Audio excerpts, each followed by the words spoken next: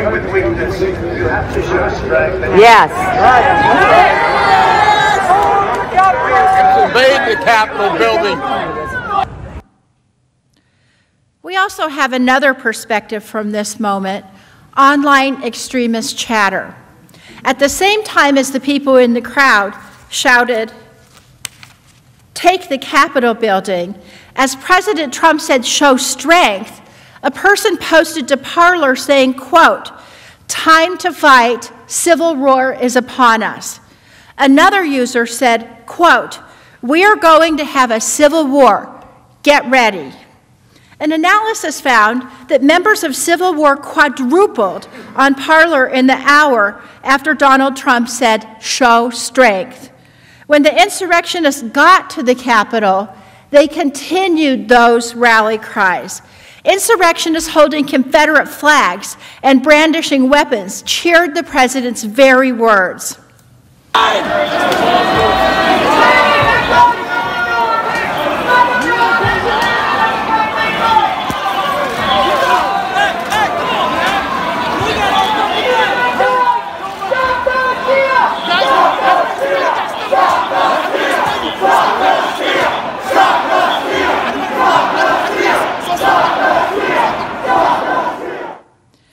You heard them chanting, "Stop the steal." And as the crowd chanted at the rally, the crowd at the Capitol made clear who they were doing this for. They also chanted, "Fight for Trump."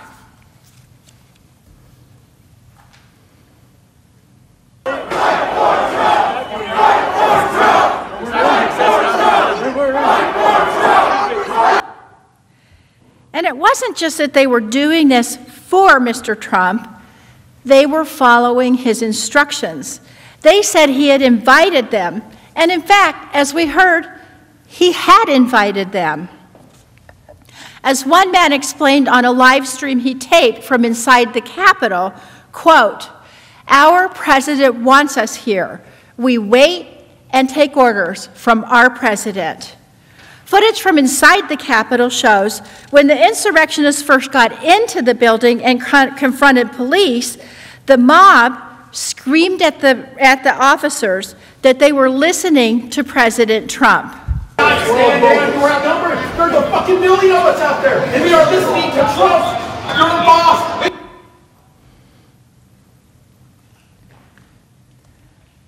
The insurrectionists argued with law enforcement that they shouldn't even be fighting them because they believed that the commander-in-chief was ordering this. This was the person's understanding. When President-elect Biden went on television that day to demand an end to the siege, one woman asked this. Does he not realize President Trump called us to siege the place? The examples of these types of comments are endless. Don't worry, I won't play all of them. But it wasn't just the words of the insurrectionists that proved that they did this in response to orders from their commander-in-chief. We can see this in the fact that they were not hiding.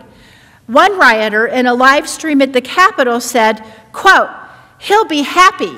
We're fighting for Trump." Let's call Trump, yes!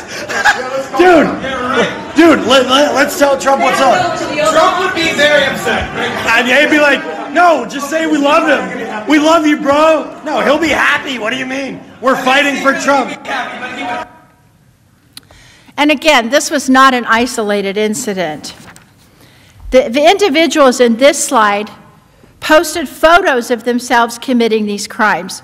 Trump supporters who had broken into the Capitol were taking selfies, streaming live videos, and posing. In fact, they wanted the president to know, "This is me." In fact, you can see the person wrote on his own posting, "This is me." And if there were any remaining doubt, after hours of prompting, when President Trump finally told the insurrectionists to go home, only then did some of them begin to listen. As you previously saw, at 4:17 p.m., Mr. Trump released a pre-recorded video saying to the mob, "Go home, we love you, you're very special." Shortly after he tweeted this video, a few of the insurrectionists who had seen it could be claiming victory and telling people to go home because of Donald Trump's message and instructions. You saw earlier the insurrectionist Jacob Chansley, who told someone, quote, "We won the day." A little before that video of Chansley, he said the same thing to the crowd through a bullhorn and instructed them to go home because of the video that President Trump had tweeted. Let's watch. Today is ours.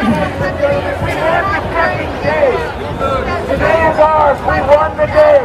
That's why Donald Trump has asked everybody to just go home. You can look it up on his Twitter. He just did a video, a minute long. He asked everybody to go home. Even after the attack, the insurrectionists made clear to law enforcement that they were just following President Trump's orders. They didn't shy away from their crimes because they thought they were following orders from the commander-in-chief, and so they would not be punished. They were wrong. After the attack, there were dozens of arrests. These were federal offenses, including assaulting the police. When law enforcement interviewed the people who were at the Capitol on January 6th, they once again said it was because the president told them to be there. Robert Sanford was seen in this widely circulated video throwing a fire extinguisher that struck a Capitol police officer outside the building.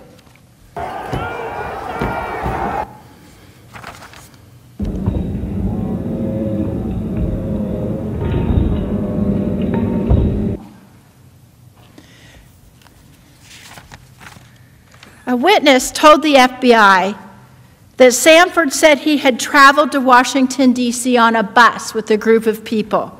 The group had gone to the White House and listened to Donald J. Trump's speech and then had followed the president's instructions and gone to the Capitol. Folks, the insurrectionists didn't just make this up. As Sanford's lawyer explained, you're being told you've got to fight like hell. Does fight like hell mean you throw things at people? Maybe. The lawyer added that his client, quote, wouldn't have been there if it weren't for the president. Now, Sanford wasn't the exception. He was the rule. In their statements after the attack, insurrectionists routinely echoed what they had said before and during the attack. They were there because the president told them to be. Now look, the lawyers who are saying that their clients were told to commit these acts by Mr. Trump, well, they know that putting the blame on the president doesn't exonerate their clients. They're just saying it, frankly, because that's exactly what happened. Another Trump supporter who's been federally charged is Texas real estate agent Jennifer Ryan. Now, Ms. Ryan has given many TV interviews in which she says she was only doing what the president asked her and others to do.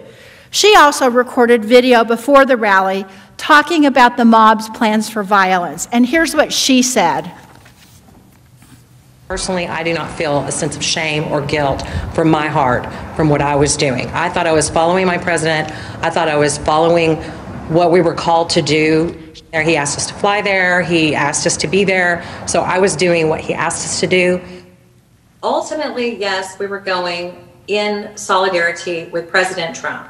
President Trump requested that we be in D.C. on the 6th. So this was our way of going and stopping this deal. If it comes down to war, guess what? I'm going to be there. We're all going to be up here and we're going to be breaking those windows. Yet another Trump supporter who was arrested after breaching the Capitol, Douglas Sweet, explained in a media interview why he did it. Referring to Donald Trump, Mr. Sweet said, quote, he said, hey, I need my digital soldiers to show up on January 6th. and we all did. Some of these individuals who joined in the attack on our Capitol did so as part of violent racist groups, which have been officially condemned by our government. Daniel Goodwin is a self-proclaimed member of the Proud Boys. He was one of many. On November 7th, Goodwin tweeted a picture showing the Proud Boys logo surrounded by "Stand back and stand by," and the quote, again, "Stand back and stand by," and "Await orders from our Commander-in-Chief." Look closely at this slide. You are looking at an image of Goodwin's own tweet. He was such a loyal follower of President Trump that he used the president's photo as his own profile picture on Twitter. Now remember, President Trump told them to stand back and stand by at the debate. They took it as a call to arms. And when he called them to arms, they were all ready to act. They were waiting for their orders, which they got on January 6th.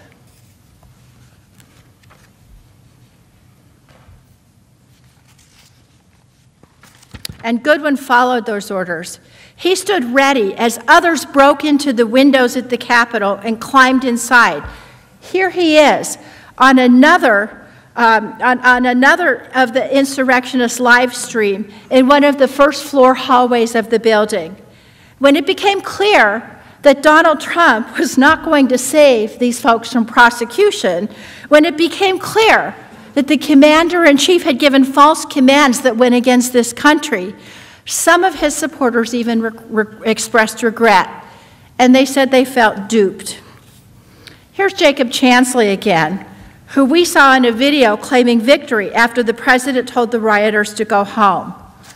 Earlier in the afternoon, as you'll recall, Chansley carried a spear as he breached the Capitol, entered the Senate through the gallery, and went right here onto the Senate floor. Chansley left a threatening note for Vice President Pence right there on the Senate dais. It read, quote, "It's only a matter of time. Justice is coming." On January 7th, Chansley spoke to the FBI, and he said that he came as part of a group effort with other patriots from Arizona at the request of the president that all patriots come to D.C. on January 6, 2021.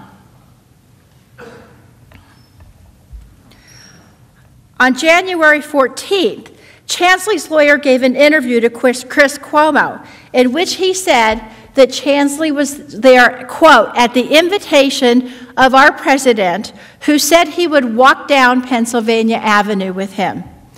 In fact, Chansley's lawyer now says that Chansley felt duped by the president and he regrets what the president brought him to do.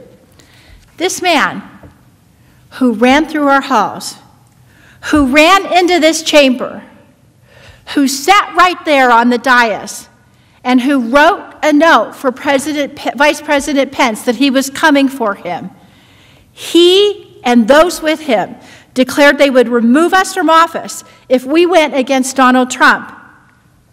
Now he's saying he would not have done any of that if Mr. Trump had told him not to. Chansley's not alone in his post-arrest confession that he was following the directions of Donald Trump. As more and more of these people have been charged, the confession and the regret simply cascades. More and more insurrectionists are admitting that they came at Trump's direction. When Riley June Williams, known for allegedly helping steal laptops from Speaker Pelosi's office, appeared in court on January 21st, her lawyer said to the judge, quote, "It is regrettable that Ms. Williams took the president's bait and went inside the Capitol."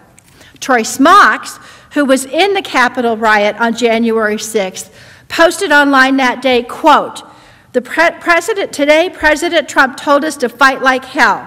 He also posted that the president, quote, said that our case was a matter of national security.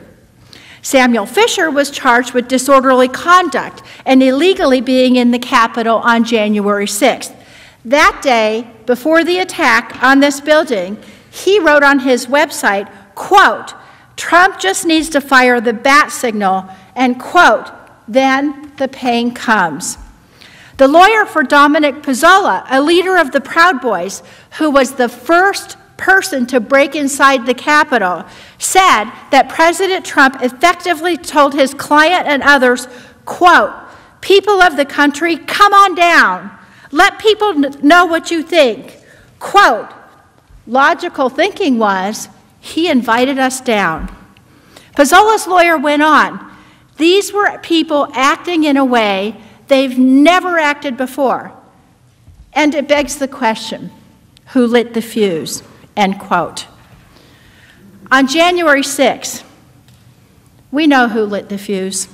Donald Trump told these insurrectionists to come to the Capitol and stop the steal. And they did come to the Capitol. And they tried to stop the certification. They came because he told them to. And they did stop our proceedings, but only temporarily, because he told them to. Have you noticed throughout this presentation the uncanny similarity over and over and over again of what all these people are saying? They said what Donald Trump said, and they echoed each other. Stand back and stand by. Stop the steal. Fight like hell. Trump sent us. We are listening to Trump. The riots that day left at least 7 people dead, more than 150 people injured, members, senators, and our staffs, all traumatized to this day. Damage and pain to our Capitol, damage and pain to Americans, damage to our police force, and damage to other nations who have always seen us as a bastion of democracy. All of these people who've been arrested and charged, they're being held accountable for their actions. Their leader, the man who incited them, must be held accountable as well. But, as I said earlier, you don't have to take my word for it that the insurrectionists acted at Donald Trump's direction. They said so. They were invited here. They were invited by the President of the United States. To the Constitution, not your paycheck! We were invited here! We were invited! Hey, we were invited here! They swore an oath against you! They're leaving so you can take care. They're leaving so you can do it. We were invited by the President of the United States! Waiting on their brothers, man.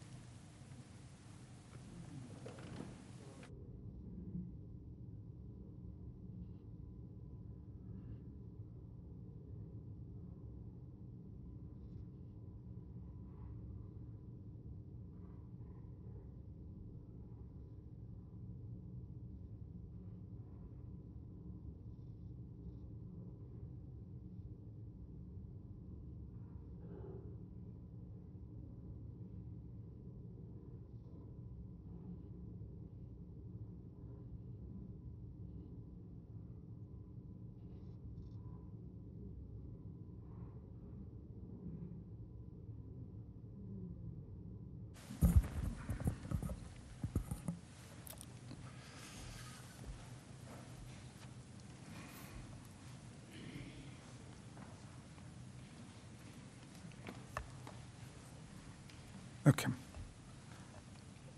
Senators, Representative DeGette just showed how the insurrectionists believed and understood themselves to be following President Trump's marching orders. She explained in chilling detail how they were acting in perfect alignment with his political instructions and his explicit strategy to retain power. They did what he told them to do. This pro-Trump insurrection did not spring into life out of thin air. We saw how Trump spent months cultivating America's most dangerous extremist groups. We saw how he riled them up with corrosive lies and violent rhetoric, so much so that they were ready and eager for their most dangerous mission in validating the will of the people to keep Donald Trump in office. But we must remember that this was not the first time Donald Trump had inflamed and incited a mob. Trump knew that his incitement would result in violence, not only because of the thousands of violent messages that were posted all over the forums and the widespread news of preparations for violence among extremist groups and his communications on Twitter with the insurrectionists themselves. He knew it also because he'd seen many of the exact same groups he was mobilizing participate in extremist violence before. Moreover, he'd seen clearly how his own incitement to violence and praise after the violence took place galvanized, encouraged, and electrified these extremist followers. These tactics were road-tested. January 6th was a culmination of the president's actions, not an aberration from them. The insurrection was the most violent and dangerous episode so far in Donald Trump's continuing pattern and practice of inciting violence. But I emphasize so far. Earlier, Congresswoman Plaskett showed several episodes of Trump's incitement that took place during the presidential election. But his encouragement of violence against other public officials who he thought had crossed him long predates the 2020 campaign. The incitement of violence is always dangerous, but it's uniquely intolerable when done by the President of the United States of America. But that became the norm. On President Trump's watch, white supremacists and extremist groups have spread like wildfire across the land. His own Department of Homeland Security called homegrown terrorism the #1 threat facing Americans today. But no matter how many people inside and outside government begged him to condemn extreme elements promoting violence and indeed civil war in America and race war in America, he just wouldn't do it. And that's because he wanted to incite and provoke their violence for his own political gain and for his own strategic objectives. Ever since he became president, Trump revealed what he thought of political violence. For his side, he praised it and he encouraged it. Right now, I'm going to play for you just a few clips from over the years when the president's words successfully incited his supporters into assaulting his opponents.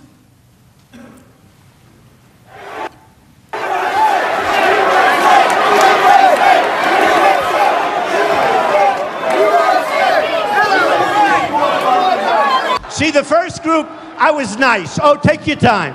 The second group, I was pretty nice. The third group, I'll be a little more violent. And the fourth group, I'll say, get the hell out of here.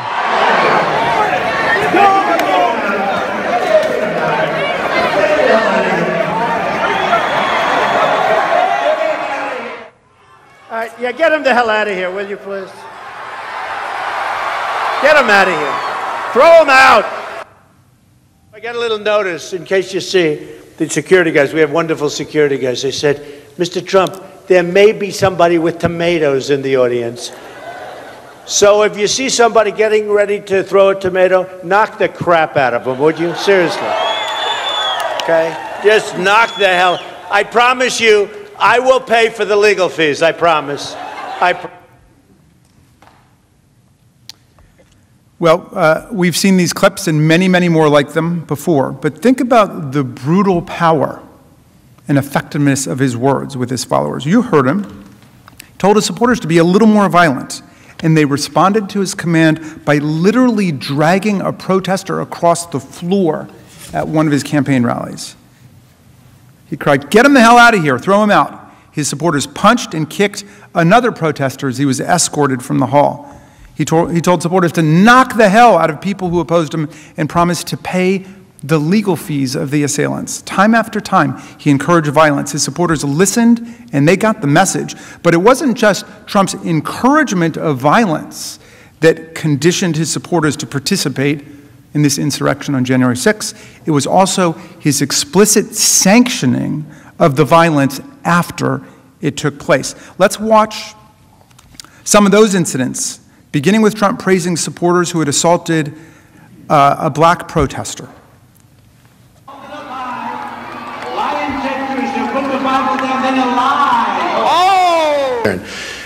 But we've had a couple that were really violent, and the particular one, when I said, like to bang him, that was a very vicious, he was a guy who was swinging, very loud, and then started swinging at the audience. And you know what? The audience swung back. And I thought it was very, very appropriate. He was swinging, he was hitting people, and the audience hit back. And that's what we need a little bit more of.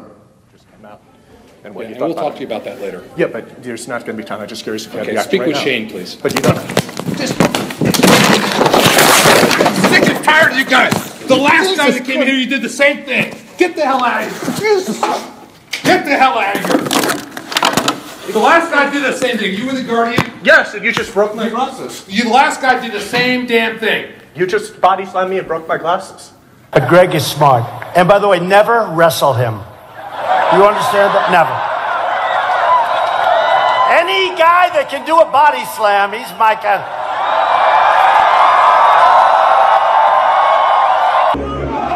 Replace us! You do not replace us! You do not replace us! Jews will not replace us! Jews will not replace us! Jews will not replace us!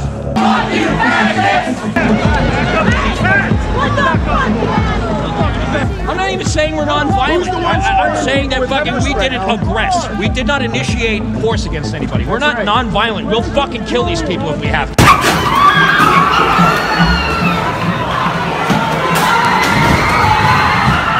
Well, I do think there's blame. Yes, I think there's blame on both sides. You look at both sides. I think there's blame on both sides. And you also had people that were very fine people on both sides.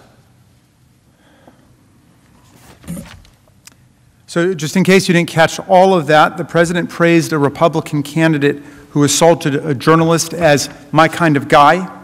He said there were, quote, very fine people on both sides when the neo-Nazis, the Klansmen, and Proud Boys invaded the city, the great city of Charlottesville, and killed Heather Heyer. And he said that an attack on a black protester at one of his rallies was very, very appropriate. Does that sound familiar? Listen to how President Trump responded when asked about his own conduct on January the 6th. What is your personal responsibility? So if you read my speech, and many people have done it, it's been analyzed, and people thought that what I said was totally appropriate. So there the pattern is, staring us in the face. Very, very appropriate, he said after a man was assaulted at one of his rallies. Totally appropriate was how he characterized his incitement on January 6th, meaning that, of course, if given the chance, he would gladly do it again, because why would he not engage in totally appropriate conduct? An examination of his past statements makes it clear that when Donald Trump tells a crowd, as he did on January 6th, fight like hell, or you won't have a country anymore, he meant for them to fight like hell. On January 6th, that became clear to all of America. Now, let's consider the events, senators, that took place last year in Michigan, where President Trump demonstrated his willingness and his ability to incite violence against government officials who he thought were getting in his way. When responding to extremist plots in Michigan, Trump showed he knew how to use the power of a mob to advance his political objectives. Beginning in March, Trump leveled attacks on Michigan Governor Gretchen Whitmer for the coronavirus policies in her state.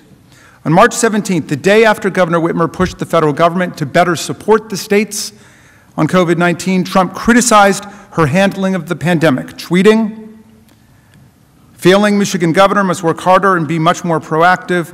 We are pushing her to get the job done. I stand with Michigan." On March 27th, he added, "I love Michigan. One of the reasons we're doing such a great job for them during this horrible pandemic, yet your governor, Gretchen Whitmer, is way in over her head. She doesn't have a clue, likes blaming everyone for her own ineptitude. Hashtag MAGA." By April, Trump's rhetorical attacks and name-calling turned to calls for mass mobilization of his supporters. This was a sign of things to come. On April 17th, 2020, he tweeted, quote, "Liberate Michigan." Not even 2 weeks later, on April 30th, his supporters marched on the Michigan State Capitol in Lansing. They stormed the building.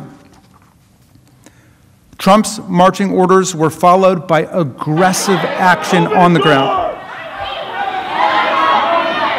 We have a right. Let us in. Let us in. Let us in. No more rainbows. No more. Heil Hitler. Heil Hitler. The winner. The winner. To Whitmer. You policemen are all cowards. You betrayed us. The police have betrayed the people. Lock her up! Lock her up! Lock her up! Lock her up! Lock her up! As the video shows, these militant protesters showed up ready to take a violent stand. They came armed and tightly packed themselves into the building with no regard, of course, for social distancing. This Trump-inspired mob may indeed look familiar to you. Confederate battle flags, MAGA hats, weapons, camo army gear, just like the insurrectionists who showed up and invaded this chamber on January 6th. The siege of the Michigan State House was effectively a state-level dress rehearsal for the siege of the U.S. Capitol that Trump incited on January 6th. It was a preview of the coming insurrection. President Trump's response to these two events was strikingly similar. Following the armed siege in Lansing, President Trump refused to condemn the attacks on the Michigan Capitol or denounce the violent lawbreakers. Instead, he did just the opposite. He upheld the righteousness of his violent followers' cause, and he put pressure on the victim of the attack to listen to his supporters. The day after the mob attack in Lansing, Trump told Governor Whitmer to negotiate with the extremists, tweeting that the governor should just, quote, "give a little" to the violent men who had stormed the Capitol, threatening not only the stability of the Michigan government, but her own life. As you can see, he tweeted, "The governor of Michigan should give a little and put out the fire. These are very good people, but they are angry. They want their lives back again safely. See them, talk to them, make a deal." The president says heavily armed extremists carrying Confederate battle flags and pushing past police to overtake the Michigan State House chamber are very good people and just negotiate with them. It's clear he doesn't think that they're at fault in any way at all. But April 30th wasn't the only time Trump supporters stormed the Michigan Capitol. Emboldened by his praise and his encouragement and support, they escalated again. Governor Whitmer refused to capitulate to the president's demand to negotiate with them. 2 weeks later, on May 14th, Trump's mob again stormed the state capitol. This time, as you can see here, one man brought a doll with a noose around the neck, foreshadowing the appearance of the large gallows erected outside of this building, downstairs from here on January 6th, as the crowd chanted, and I still can hear the words ringing in my ear, "Hang Mike Pence, hang Mike Pence, hang Mike Pence. Over the coming months, even after a crowd threatening Governor Whitmer stormed the Capitol, Trump continued to assail her in public. At a rally in Michigan on September 10th, Trump whipped up the crowd against Governor Whitmer, saying, quote, "She doesn't have a clue about reopening her own state's economy." The crowd cheered. Then, on October 8th, the precise consequences of the president's incitement to violence were revealed to the whole world. Look at this. 13 men were arrested by the FBI for plotting to storm the Michigan State Capitol building, launch a civil war, kidnap Governor Whitmer, transport her to Wisconsin, and then try and execute her. This was an assassination conspiracy, a kidnapping conspiracy. Look at the language that they used. In the charging document, the FBI reported that one of the conspirators said he needed, quote, 200 men to storm the Capitol building and take political hostages, including the governor. The suspect called it a snatch and grab, man. Grab the effing governor. One of those men has already pled guilty to this conspiracy. The plot was well organized, just like the one that was coming on January the 6th. The men in Michigan even considered building Molotov cocktails to disarm police vehicles and attempted to construct their own IEDs, something that actually happened here on January 6th. Police authorities arrested extremists who had weapons and materials to build explosive devices, including one man found with an assault rifle and enough materials to make 11 Molotov cocktails. On September 17th, 2020, one of the Michigan conspiracists posted, "When the time comes, there will be no need to strike fear through presence. The fear will be manifested through bullets." And what did Donald Trump do as President of the United States to defend one of our nation's governors against a plotted kidnapping by violent insurrectionists? Did he publicly condemn violent domestic extremists who hoped and planned to launch a civil war in America? No, not at all. He further inflamed them by continuing to attack the governor who was the object of their hatred in this kidnapping conspiracy. The very night this conspiracy became public, and that Governor Whitmer learned that there were 13 men who were planning to kidnap and likely kill her, Trump did not condemn the violence. He did not criticize the extremists. He didn't even check on Governor Whitmer's safety. He chose to vilify Governor Whitmer again, and then amazingly took credit for foiling the plot against her, demanding her gratitude. And then he quickly, of course, changed the subject to Antifa. He tweeted, "Governor Whitmer has done a terrible job." He demanded that she thank him for the law enforcement operation that had foiled the kidnapping conspiracy that had been encouraged by his rhetoric. On October 17th, a little over a week after these people were arrested for preparing to kidnap Gretchen Whitmer, Trump riled up a boisterous crowd in Muskegon with more slashing personal attacks on Whitmer, driving the crowd to chant, "Lock her up, lock her up."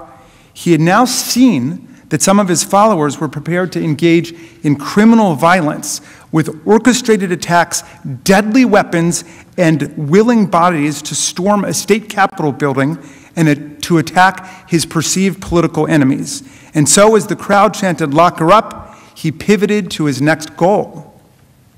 He told them they couldn't trust the governor to administer fair elections in Michigan.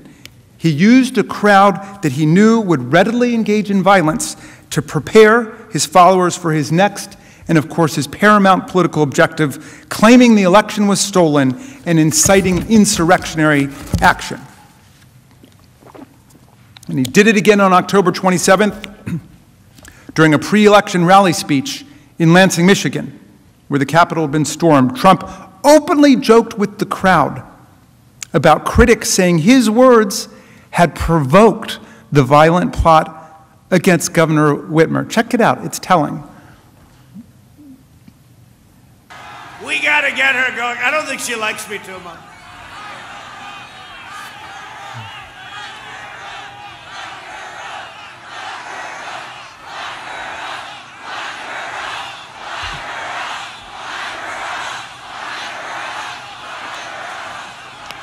See, I don't comment on that, because every time if I make just even a little bit of a nod, they say, the president led them on. No, I don't have to lead you on. Even a little nod, they say, the president said, your governor, at the urging of her husband, who has abused our system very badly, the only man allowed in the state of Michigan, the only man allowed to go sailing is her husband. No, your governor, I don't think she likes me too much. Hey, I'm the one, it was our people that helped her out with her problem. I mean, we'll have to see if it's a problem, right? People are entitled to say maybe it was a problem, maybe it wasn't. It was our people, my people, our people, that helped her out.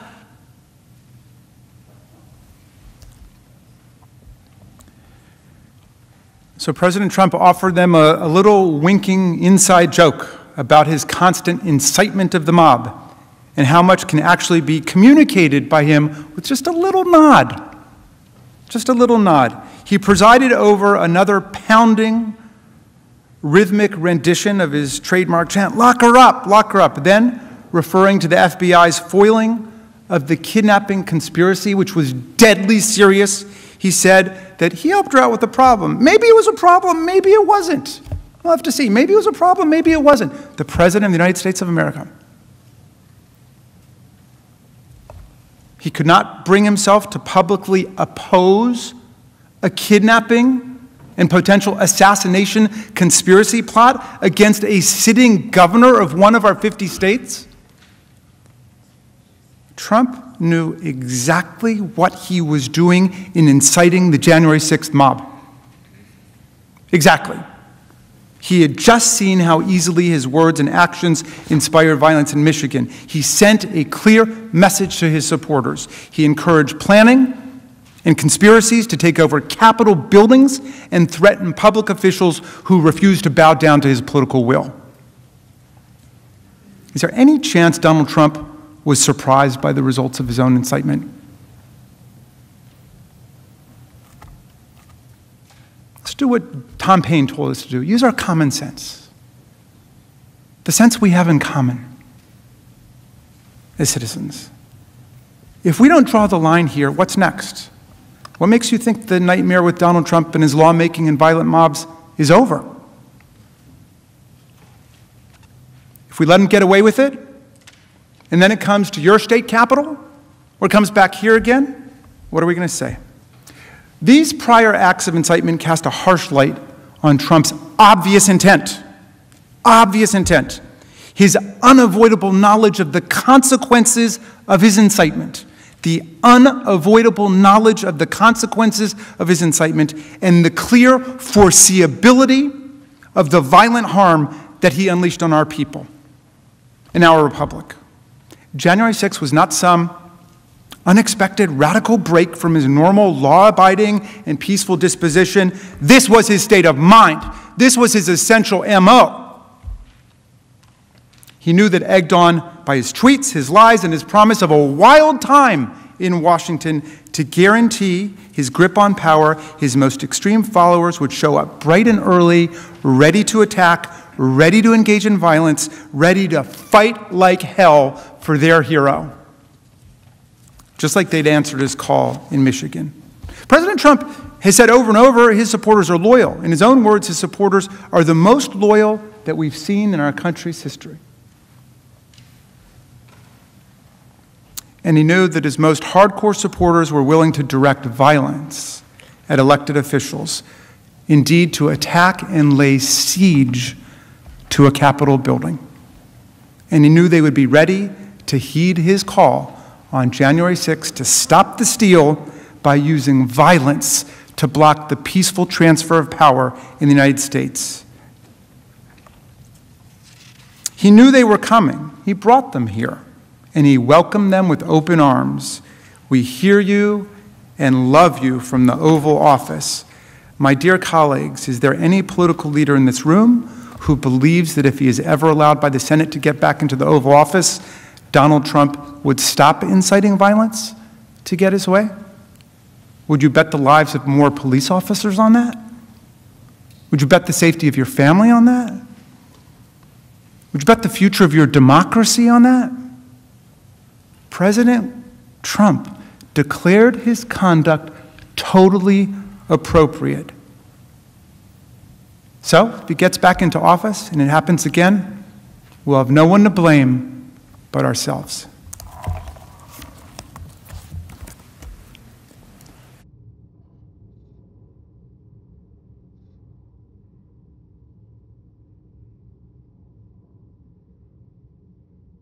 Mr. Liu will return now to tell you about President Trump's total lack of remorse after the insurrection.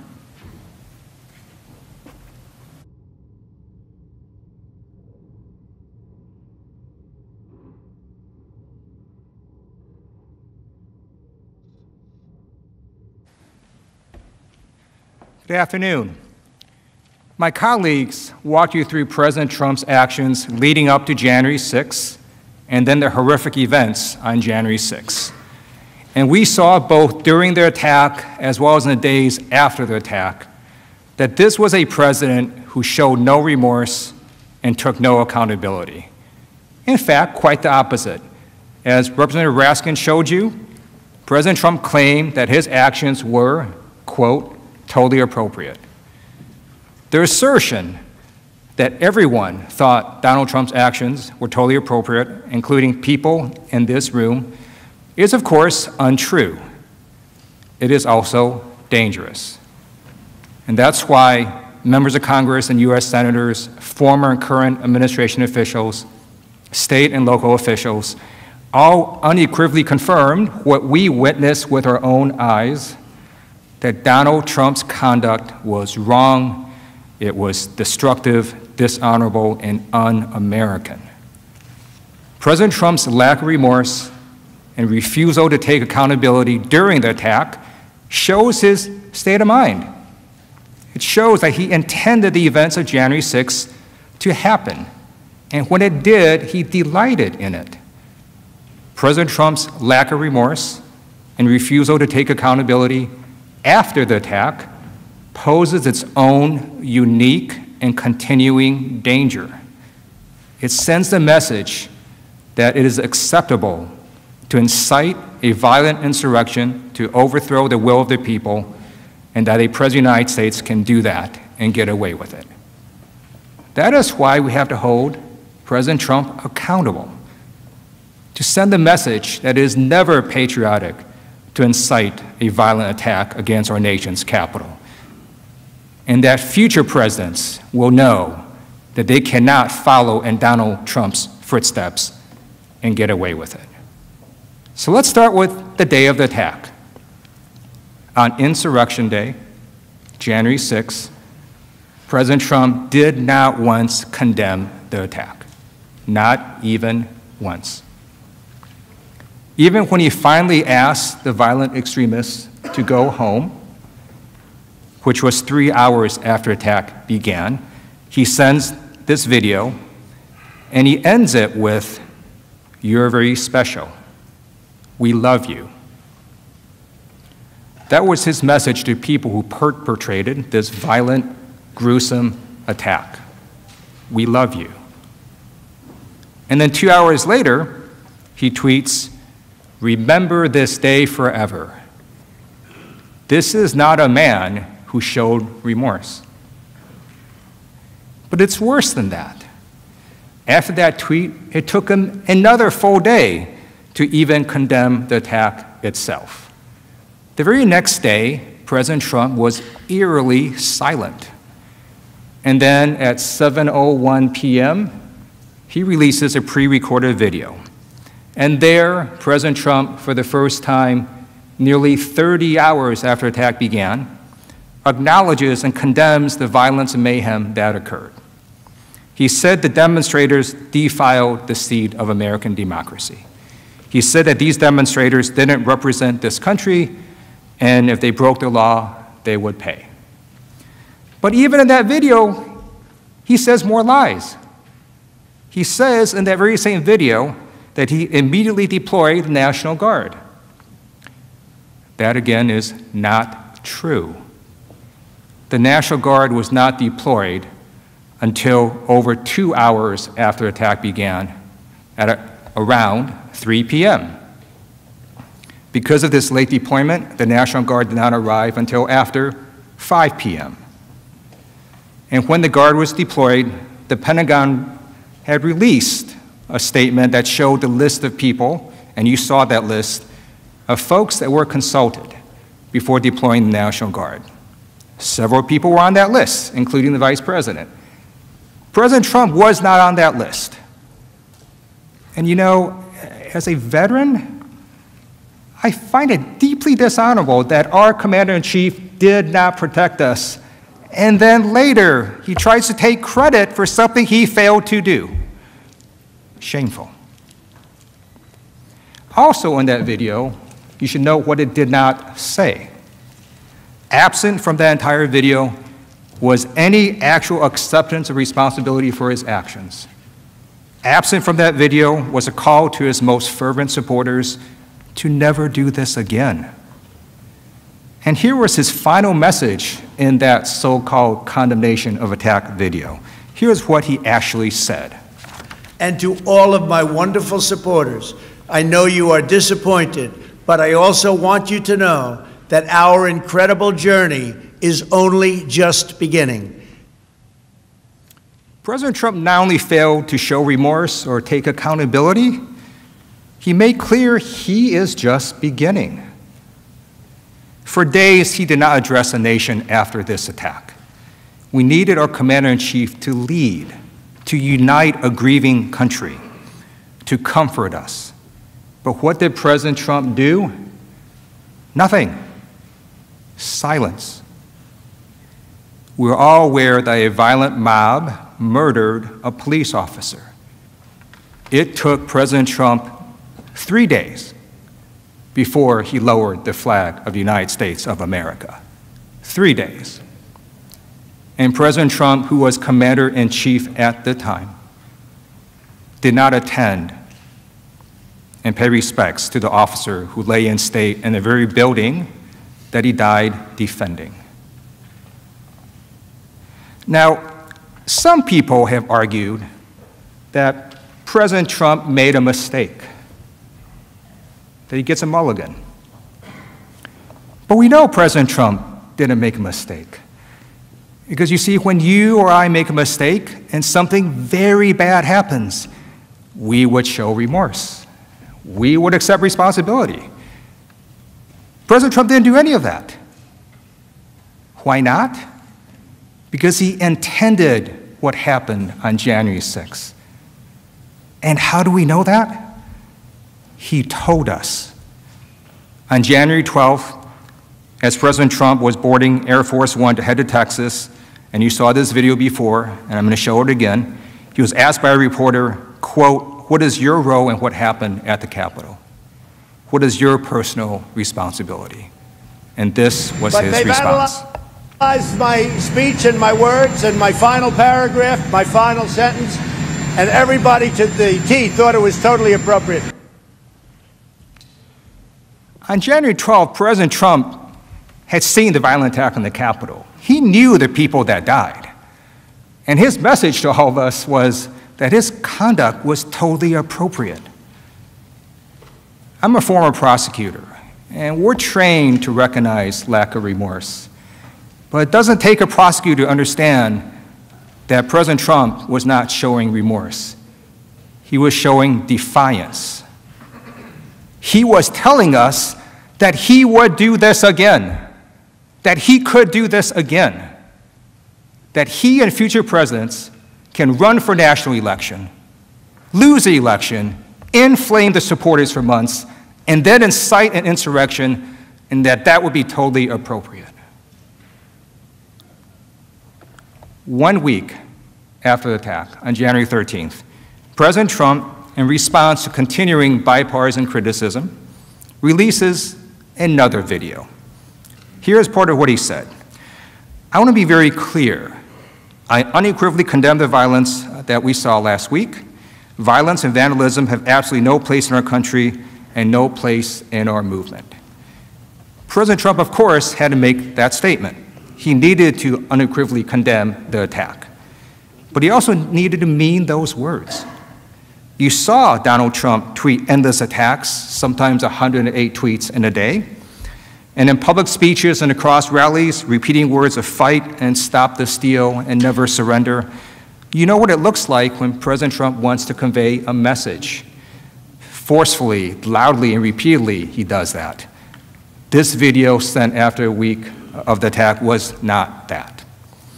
And we know this because in this video, he again does not show remorse, does not take responsibility. He again does not acknowledge his role in the insurrection. He does not say in that video, for example, everything I said in the months prior went too far. And he does not say the one sentence that matters. He does not say the one sentence that would stop future political violence. The election was not stolen. He still hasn't said that sentence. That is why National Guard troops in full body armor still patrol outside. Reports from the White House also confirm that President Trump believed he was, quote, forced by the bipartisan fear after the insurrection to acknowledge the new administration. We know he did not stand behind his belated condemnation because those around him confirmed it. And behind closed doors, sources confirmed that President Trump still refused to directly acknowledge his election loss to Joe Biden and refused to even attend the peaceful transition of power, the first president in modern history. President Trump even reportedly, while watching the impeachment vote, quote, focused his ire on the Republicans who voted for his impeachment, peppering aides with questions about what he could do to exact revenge. President Trump has made clear that if he is not held accountable, he will not be accountable. He will not stop. Now, President Trump would have his base in the world believe that his conduct was totally appropriate. It is important to impeach that falsehood, to make clear to his supporters and everyone watching that what Donald Trump did was not acceptable. In fact, quite the opposite. People in his own party, state officials, former officials, current officials, members of Congress, have all unambiguously and passionately said that what Donald Trump did was, quote, disgraceful, shameful, and they've called his behavior existential and wrong. And they said that his actions gave rise to one of the darkest chapters in United States history. Let's hear what some of these officials had to say. Here are Governors Spencer Cox, Charlie Baker, Mike DeWine, Larry Hogan, and Phil Scott. People have to be held accountable, and yes, that includes the president. It's important to remember that they were the culmination of months of President Trump repeating over and over again that the American electoral system is a fraud. After he stoked the flames of outrage for weeks leading up to the events of yesterday, he refused to adequately prepare the U.S. Capitol for the possibility of violence and left it nearly defenseless. His remarks during and after the travesty of the attack on the Capitol were disgraceful. President Trump's continued refusal to accept the election results without producing credible evidence of a rigged election has started a fire that has threatened to burn down our democracy. This incendiary speech yesterday, when he gave preceding the march that he gave to the protesters, served only to fan those flames. I proudly stood by my father's side at age 12 on the floor of the House chamber as we both took the oath of office, an oath to support and defend the Constitution of the United States. It's clear to me that President Trump has abandoned this sacred oath. Seeing our Capitol, a symbol of democracy around the world, stormed by an angry mob was heartbreaking. And let me be clear, these actions were not patriotic, and these people are not patriots.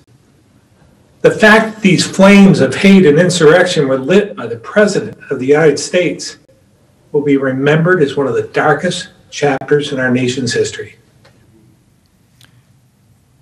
One of the darkest chapters in our nation's history.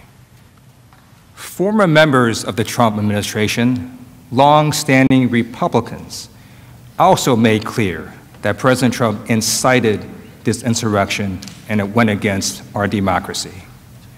The President's former Secretary of Defense, James Mattis, declared that today's violent assault on our Capitol, an effort to subjugate American democracy by mob rule, was fomented by Mr. Trump. Former White House Chief of Staff John Kelly also spoke on this as well, and I'd like to play an audio clip of what he said. What happened on Capitol Hill yesterday is a direct result of his poisoning the minds of people with the lies and the frauds. If you couldn't hear that, what John Kelly said about President Trump was that what happened on Capitol Hill was a direct result of him poisoning the minds of people with their lies and their fraud. Former Speaker of the House, John Boehner, declared that, quote, the invasion of our Capitol by a mob, incited by lies from some entrusted with power, is a disgrace to all who sacrificed to build our republic. This was echoed by former Trump official after former Trump official. Here is what former National Security Advisors John Bolton and H.R. McMaster, former White House Communications Director Alyssa Farah, and former Chief of Staff Mick Mulvaney said. Let me just ask you, do you think President Trump has blood on his hands?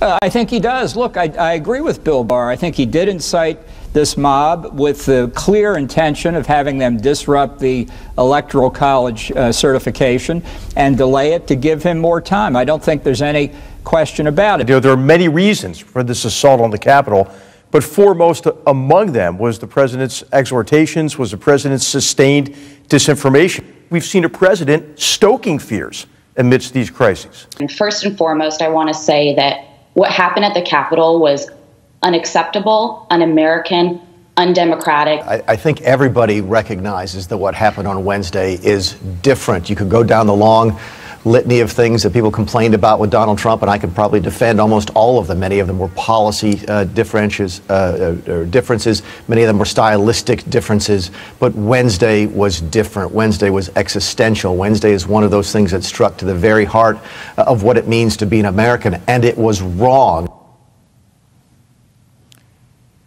Mick Mulvaney, President Trump's former chief of staff, is clearly saying what we all felt, that January 6th was different. It was existential, it was wrong, it was un-American. And this sentiment was echoed not just from people outside the administration, but from people inside the Trump administration. Perhaps most telling was the flood of resignations from people inside President Trump's administration with firsthand access to President Trump. His own officials felt so betrayed by his conduct that numerous officials resigned in protest days before the end of President Trump's term. 16 officials resigned in protest. 16. They all took this dramatic action of resigning because they saw the clear link between President Trump's conduct and the violent insurrection. Here are some of what they said. Secretary DeVos, who was in administration the entire term, told President Trump in her resignation letter that, quote, "There's no mistaking the impact your rhetoric had on the situation, and it is an inflection point for me." Secretary Chow, who was in administration their entire term, explained, "Yesterday, our country experienced a traumatic and entirely avoidable event as supporters of the president stormed the Capitol building following a rally he addressed. As I'm sure is the case with many of you, it has deeply troubled me in a way I simply cannot set aside. Deputy Costello told his associates the attack was his, quote, breaking point, and he hoped, quote, a wake-up call. These rebukes and resignations from President Trump's own administration make clear that President Trump's conduct was anything but totally appropriate. They also remind us that this can and must be a wake-up call. As Representative Fred Upton so eloquently put it, President Trump expressed no regrets for last week's violent insurrection at the U.S. Capitol. This sends exactly the wrong signal to those of us who support the very core of our democratic principles and took a solemn oath to the Constitution. It is time to say, enough is enough. Now, no one is saying here that President Trump cannot contest the election. Of course he can. But what President Trump did, as his former chief of staff explained, was different. It was dishonorable, it was un-American, and it resulted in fatalities. President Trump spent months inflaming his supporters, spread lies to incite a violent attack on the Capitol, on our law enforcement, and on all of us. And then he lied again to his base to tell them that this was all okay, that this was all acceptable. And that is why President Trump is so dangerous. Because he would have all of us, all Americans, believe that any president who comes after him can do exactly the same thing. That's why lack of remorse is an important factor in impeachment. Because impeachment, conviction, and disqualification is not just about the past, it's about the future. It's making sure that no future official, no future president does the same exact thing President Trump does. President Trump's lack of remorse shows that he will undoubtedly cause future harm if allowed, because he still refuses to account for his previous high grave crime against our government. You know, I'm not afraid of Donald Trump running again in 4 years. I'm afraid he's going to run again and lose, because he can do this again. We're in an unusual situation, because despite President Trump's claim that everyone thinks what he did was fine, so many have come out and spoken so strongly and passionately about what happened here. I'd like to highlight a statement by Representative Anthony Gonzalez. He said, "The Vice President and both chambers of Congress had their lives put in grave danger as a result of the President's actions and the events leading up to and on January 6th. During the attack itself, the President abandoned his post while many members asked for help, thus furthering endangering all present. These are fundamental threats not just to people's lives, but to the very foundation of our republic." And now I'd like to show what members of Congress said leading up to the most bipartisan impeachment vote in U.S. history. Because I do want everyone watching, especially President Trump's supporters, to see firsthand what I believe we all feel, that what President Trump did was not appropriate, that it was not American, and that it absolutely cannot stand. What he has done and what he has caused here is something that we've never seen before in our history. All indications are that the president has become unmoored, not just from his duty, nor even his oath, but from reality itself. The president's role in this insurrection is undeniable, both on social media ahead of January 6th and in his speech that day. He deliberately promoted baseless theories, creating a combustible environment of misinformation and division. To allow the President of the United States to incite this attack without consequences is a direct threat to the future of this democracy. After this trial, I hope you will come together and cast your vote and make absolutely clear how we as a Congress and as a nation feel about what Donald Trump did by convicting him. And to prevent this from being only the beginning, as President Trump said, and to deter future presidents who do not like the outcome of a national election from believing they can follow in President Trump's footsteps. It is what our Constitution requires. It is what our country deserves.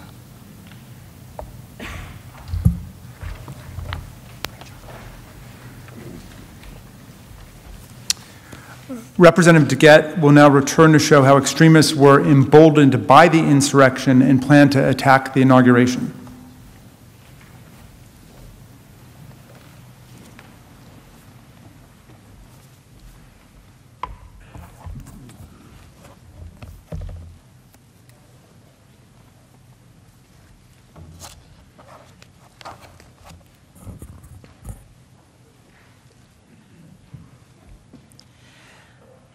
My colleagues have showed you the overwhelming evidence of how President Trump's conduct assembled, incited, and inflamed the mob. We showed how and why this attack, this violence, was not only foreseeable, but preventable. We showed that President Trump knew his conduct could and would result in violence, and that when the attack occurred, he did not fulfill his duty as commander-in-chief and defend us. Instead, he was delighted. Donald Trump incited a violent insurrection, and he failed to defend our nation, our Capitol, this Congress, and our law enforcement from the attack he incited. Now I want to turn to the impact, the long-term harm of this conduct. My colleagues and I will walk through the breadth and gravity of this harm. I'd like to start with the effect President Trump's conduct had on our domestic security. We saw firsthand how Donald Trump's conduct emboldened and escalated domestic violence extremists. These folks are known in the law enforcement community as DVEs. These threats were and are made worse by President Trump's refusal to take accountability and his refusal to forcibly denounce what his own FBI identified as some of the most dangerous elements of our country.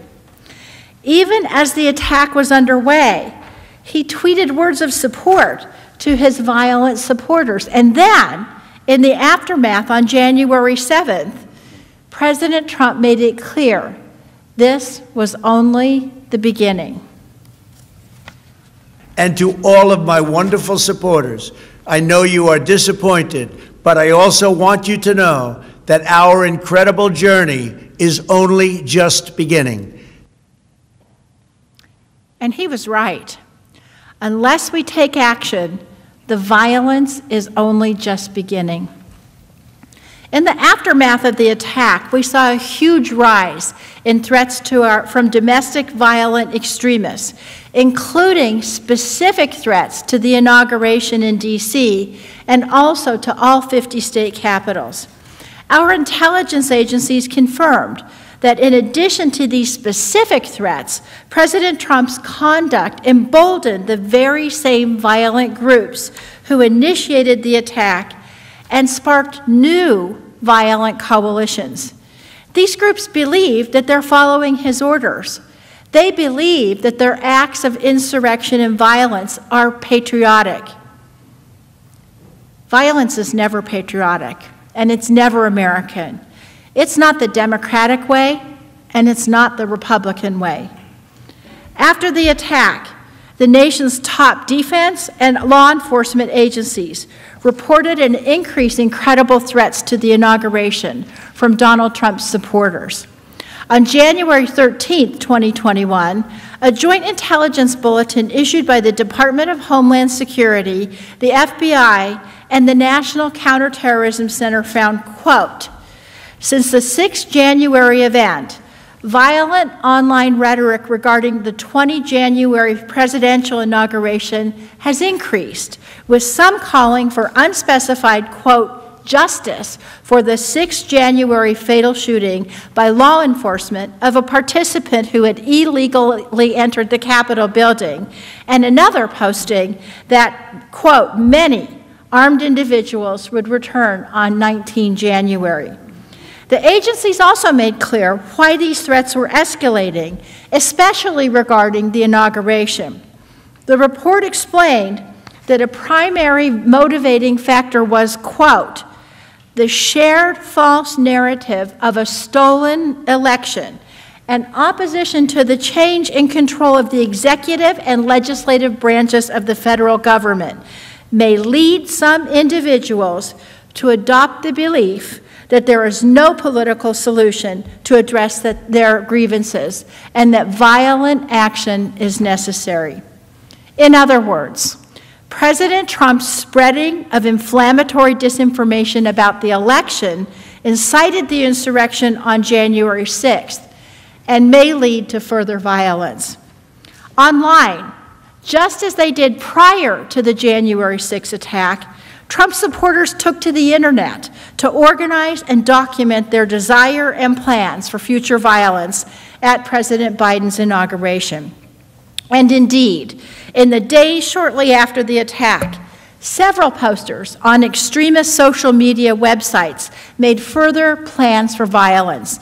They posted, quote, many of us will return on January 19, 2021, carrying our weapons in support of our nation's resolve, to which the world will never forget.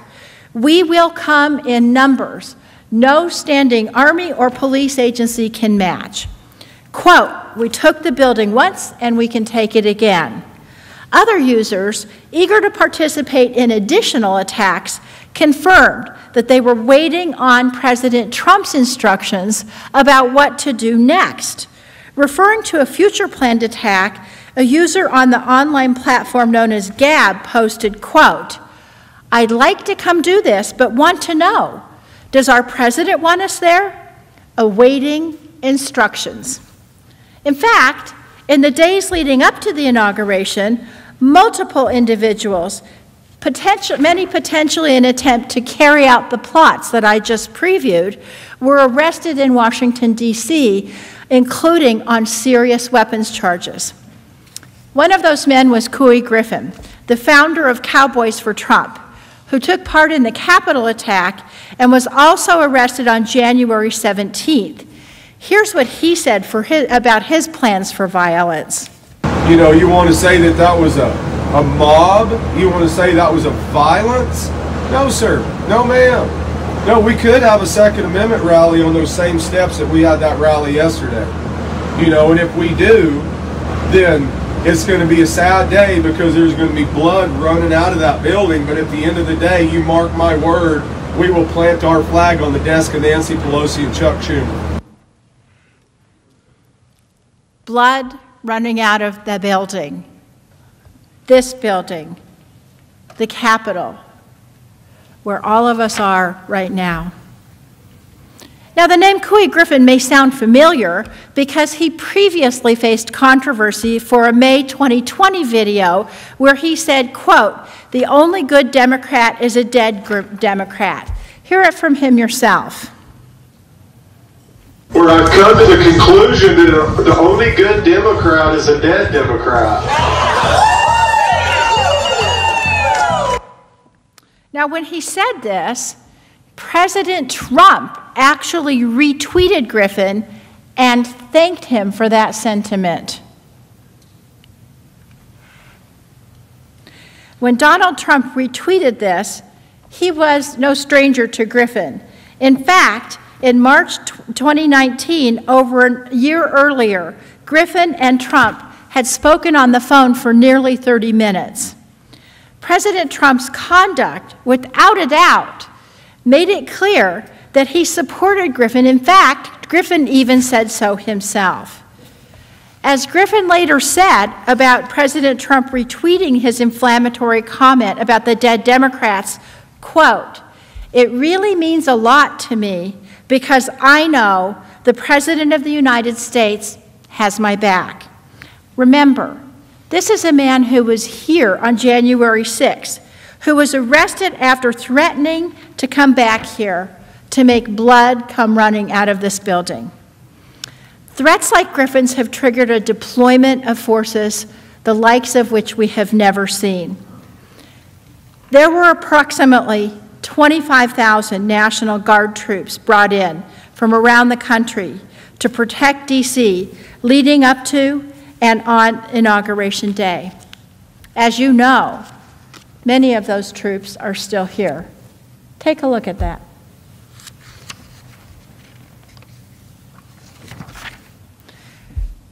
These were scenes that played out all over the country. 5 days following the siege on the Capitol, on January 11, 2021, the FBI warned that, quote, armed protests are being planned at all 50 state capitals from 16 January through at least 20 January, and at the U.S. Capitol from 17 January through 20 January. As a result, at least 21 states activated their National Guards in preparation for potential attacks. President Trump's incitement has reverberated around the country, prompting massive law enforcement mobilization in several state capitals, including Washington, Illinois, Michigan, and Georgia. Look at these photos. This is what Donald Trump has done to America. This massive deployment of law enforcement has cost the taxpayers dearly. The National Guard deployment to D.C. alone is expected to cost at least $480 million. The bills are already also racking up in the states. North Carolina, South Carolina, Pennsylvania, Utah, and Wisconsin have each spent about $500,000 to safeguard their capitals in the run-up to the inauguration. Ohio spent $1.2 million over the same two-week period. And remember, this is at a time when state budgets are already suffering under the weight of the pandemic. Our brave service members showed up. Thanks to their dedication and their vigilance, the inauguration and the days leading up to it mercifully proceeded without incident.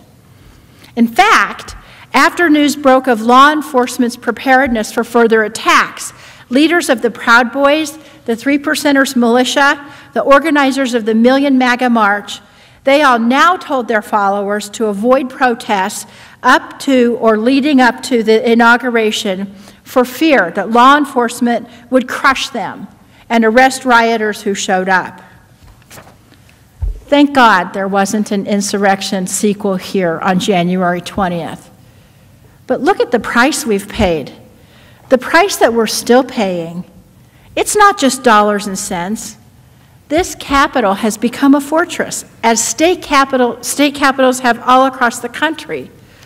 Our constituents no longer have access to the elected representatives.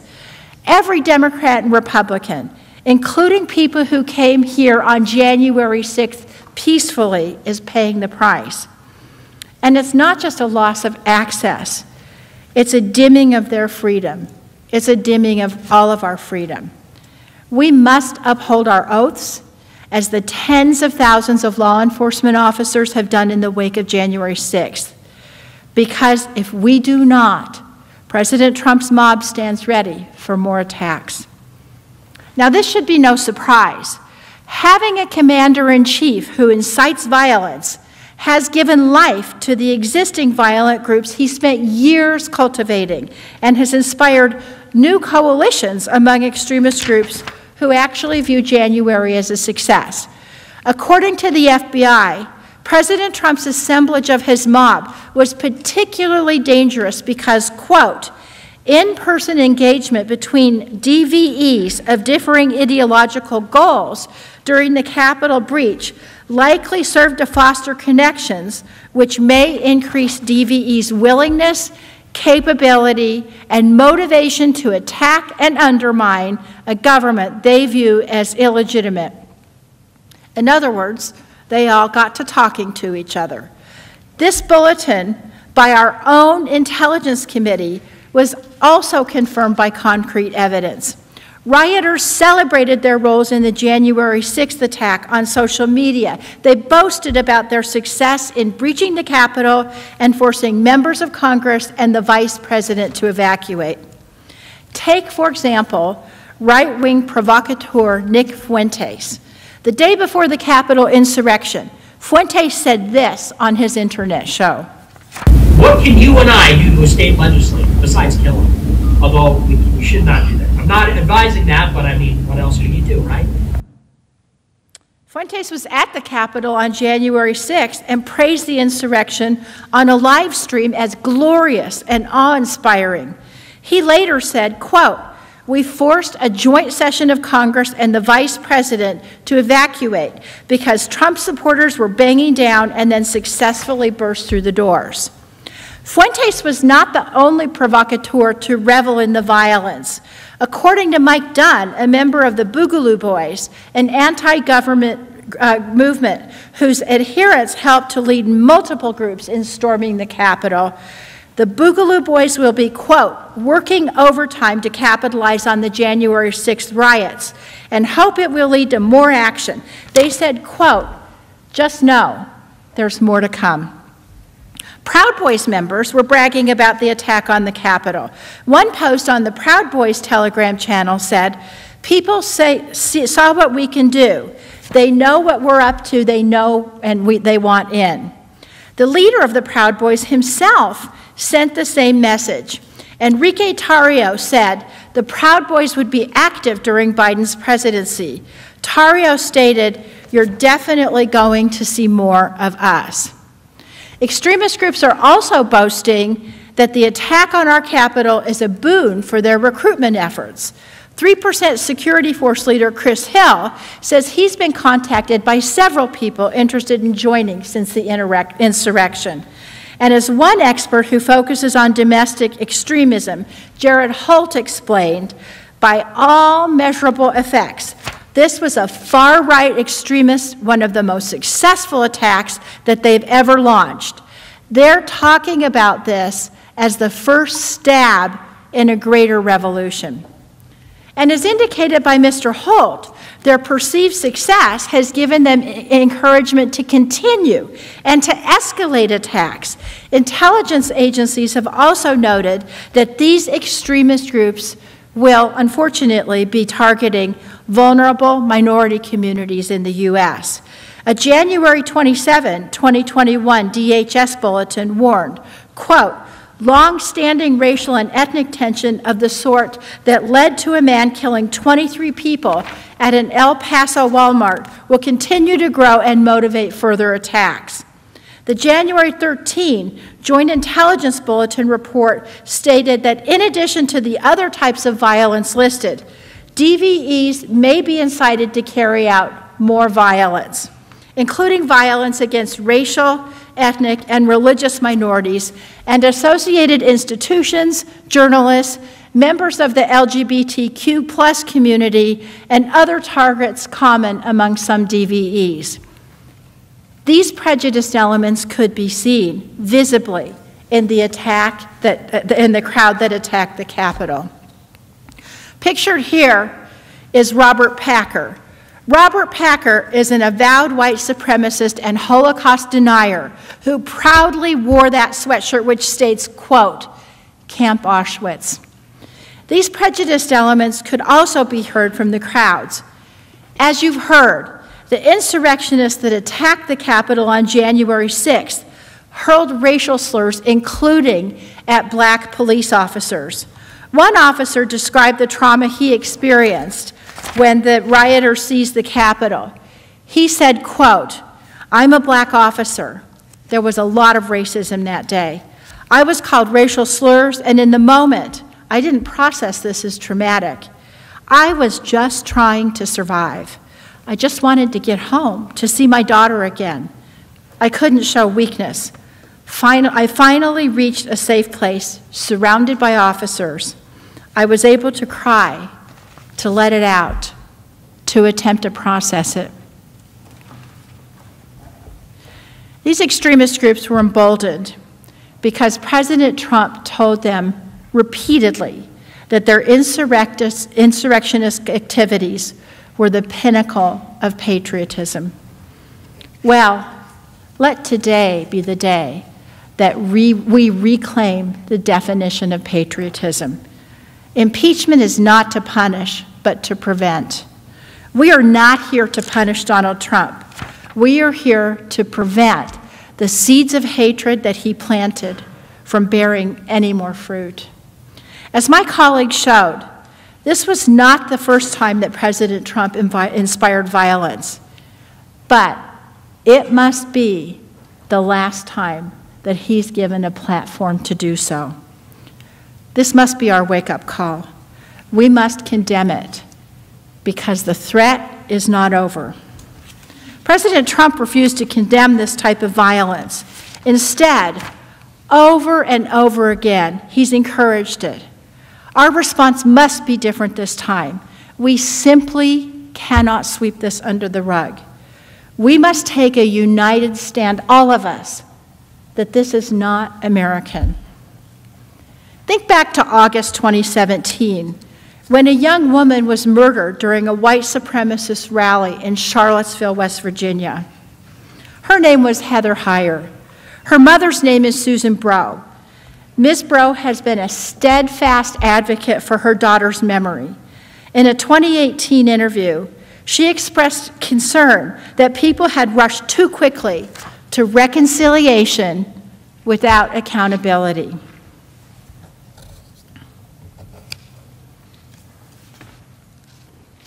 If you rush to heal, if you rush to everybody grab each other and sing Kumbaya, then we've accomplished nothing and we'll be right back here in a few years.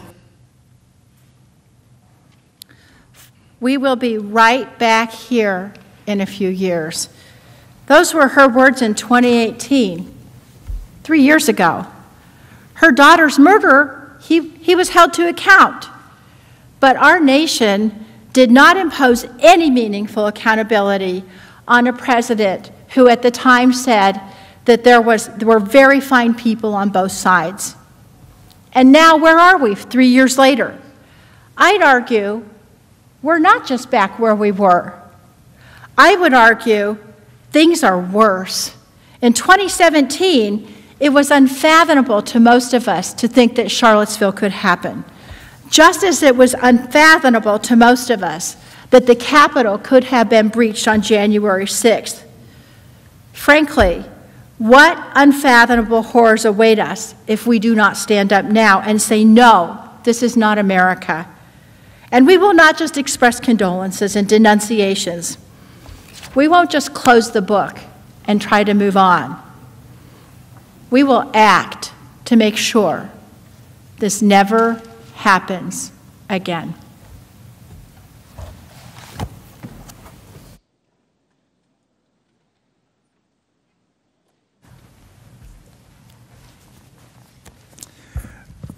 Representatives Cicilline and Liu will now come to show the harm done and the damage done to Congress and our democratic process.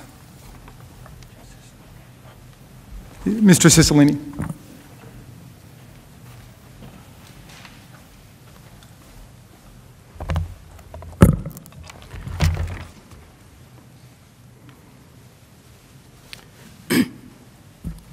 Mr. President, distinguished senators, you just heard from my colleague, Manager DeGette, how the conduct of Donald Trump dramatically increased the threats to our security and emboldened violent domestic extremists.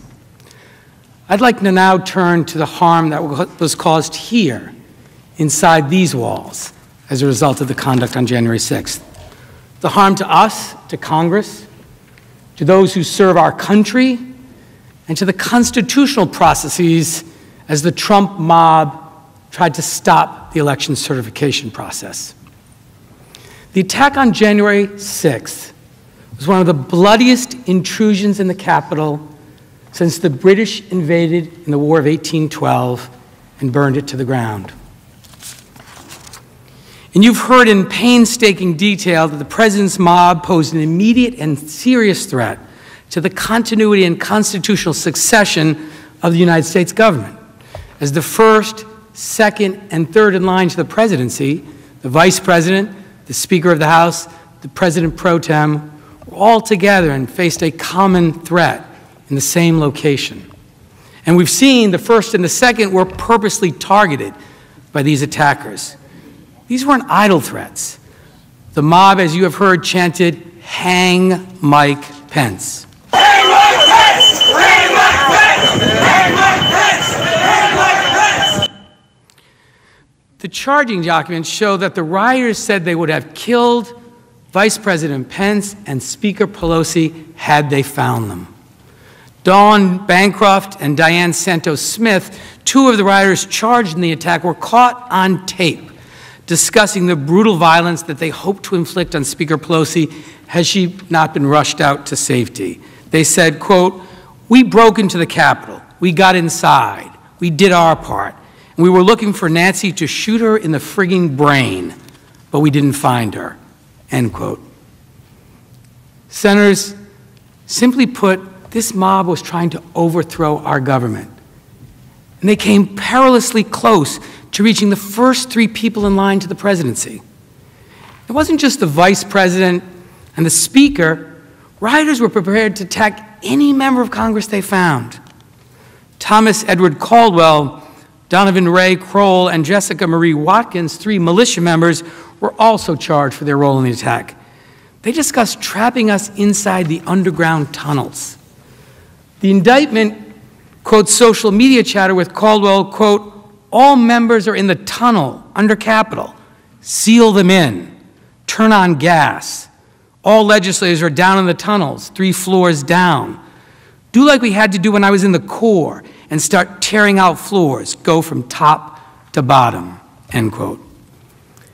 Never did any of us imagine that we or our colleagues would face mortal peril by a mob riled up by the President of the United States, the leader of the free world. But we did. All because Donald Trump could not accept his election defeat. Trump chose himself above the people, above our institutions, above our democracy, above all of you. You know, we've heard Trump espouse for years now this America First policy. But his true North Star isn't America's well-being. It's not country first like our dear departed colleague John McCain. No, his directive is Trump first, no matter the cost, no matter the threat to our democracy. But each and every one of us in this room must agree on one thing. We can never allow the kind of violent attack that occurred on January 6th to ever happen again in this country. In the immediate aftermath, we heard really disturbing accounts from many members of Congress about what they experienced that day. Here are some of those reactions. Following the attack, Representative Dusty Johnson expressed concerns that we had gotten to the point where so many of us had sown the seeds of anger and division. We were barricaded, and there was some fear, to be sure, but overwhelmingly the emotion that I experienced was one of anger. I just could not believe that this was happening. I could not believe that we had gotten to this point where so many of us had sown these seeds of anger and of division, and we had built this powder keg. And really, we were starting to see this powder keg light up, and it was, frankly, I was furious. Representative Jason Crow compared the events of this day to his time in Afghanistan as an Army Ranger, something Senator Reid knows something about. What I felt in the Capitol behind us is something that I haven't felt since I was in Afghanistan as an Army Ranger. And to think that as a member of Congress in 2021, in the U.S. Capitol on the House floor, that I was preparing to fight my way out of the People's House against a mob is just beyond troubling. Representative Pat Fallon was humbled by his experience on January 6th and described the events as surreal as they unfolded here in the Capitol.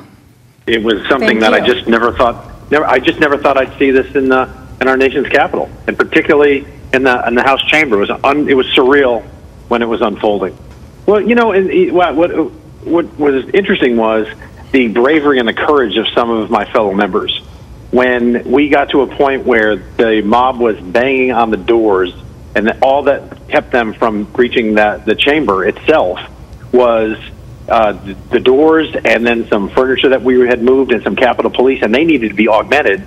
And so Tony Gonzalez, a new freshman rep from Texas, and Ronnie Jackson and Troy Nels and Mark Wayne Mullen stepped in, and we broke off furniture.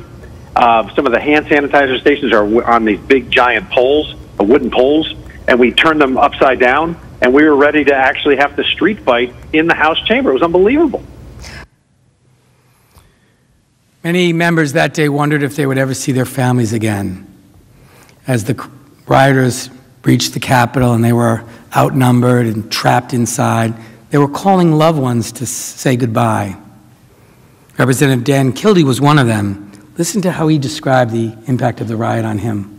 I was laying on the floor, trying to, protect myself behind this little wall, and we all took our pins off because we, were certain that if this mob were to come in, that would not be a good thing for them to quickly, easily be able to identify us as members of Congress.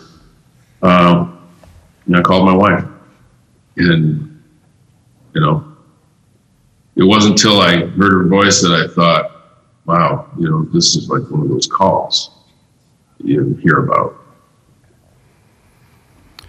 While most coverage is focused on the extreme danger posed to members and the Capitol Police who were targets of this attack, there were lots of other people in the Capitol working on January 6th as well. From personal aides to floor employees, cleaning staff, food service workers. We can't forget all the people that were in harm's way that day. These employees experienced trauma, some cowered, hiding in places just feet away from where this rabid crowd had assembled. Many were just kids, 20-somethings, who came here to work because they believed in their country and they believed in working to make it better. Others were dedicated food and service workers, all who work incredibly hard to make sure that we can come here and do our jobs. These workers are the lifeblood of the legislative branch. They deserved better. You've already heard from Speaker Pelosi's staff, the staff that was hiding under the conference table, cowering in the dark, making sure that the attackers couldn't hear them. But I'd like to share with you what some other staffers went through. Listen as two staffers recall what they experienced that day. But then we were seeing on Twitter, on our phones, and then and hearing from some of the police officers on the floor that the building had been breached. Building breached, those were two words I had never heard.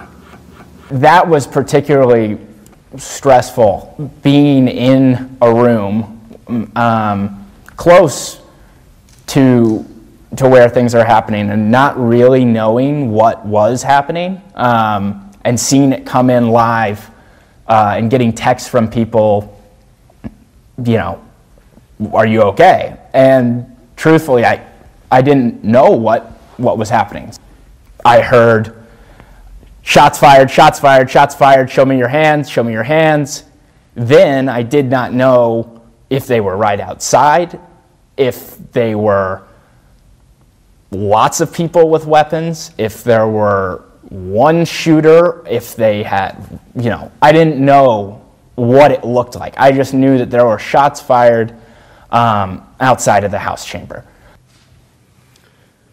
According to reports, one Republican Senate staffer whose office was not far from the floor, quote, took a steel rod and barricaded his door as the rioters banged on his door trying to break in. The New York Times also reported that a senior black staffer was under lockdown for 6 hours during the insurrection, was so disturbed about these events that she quit her job. Another staffer who was on the floor of the House that day described that what happened on January 6th still echoes in his mind.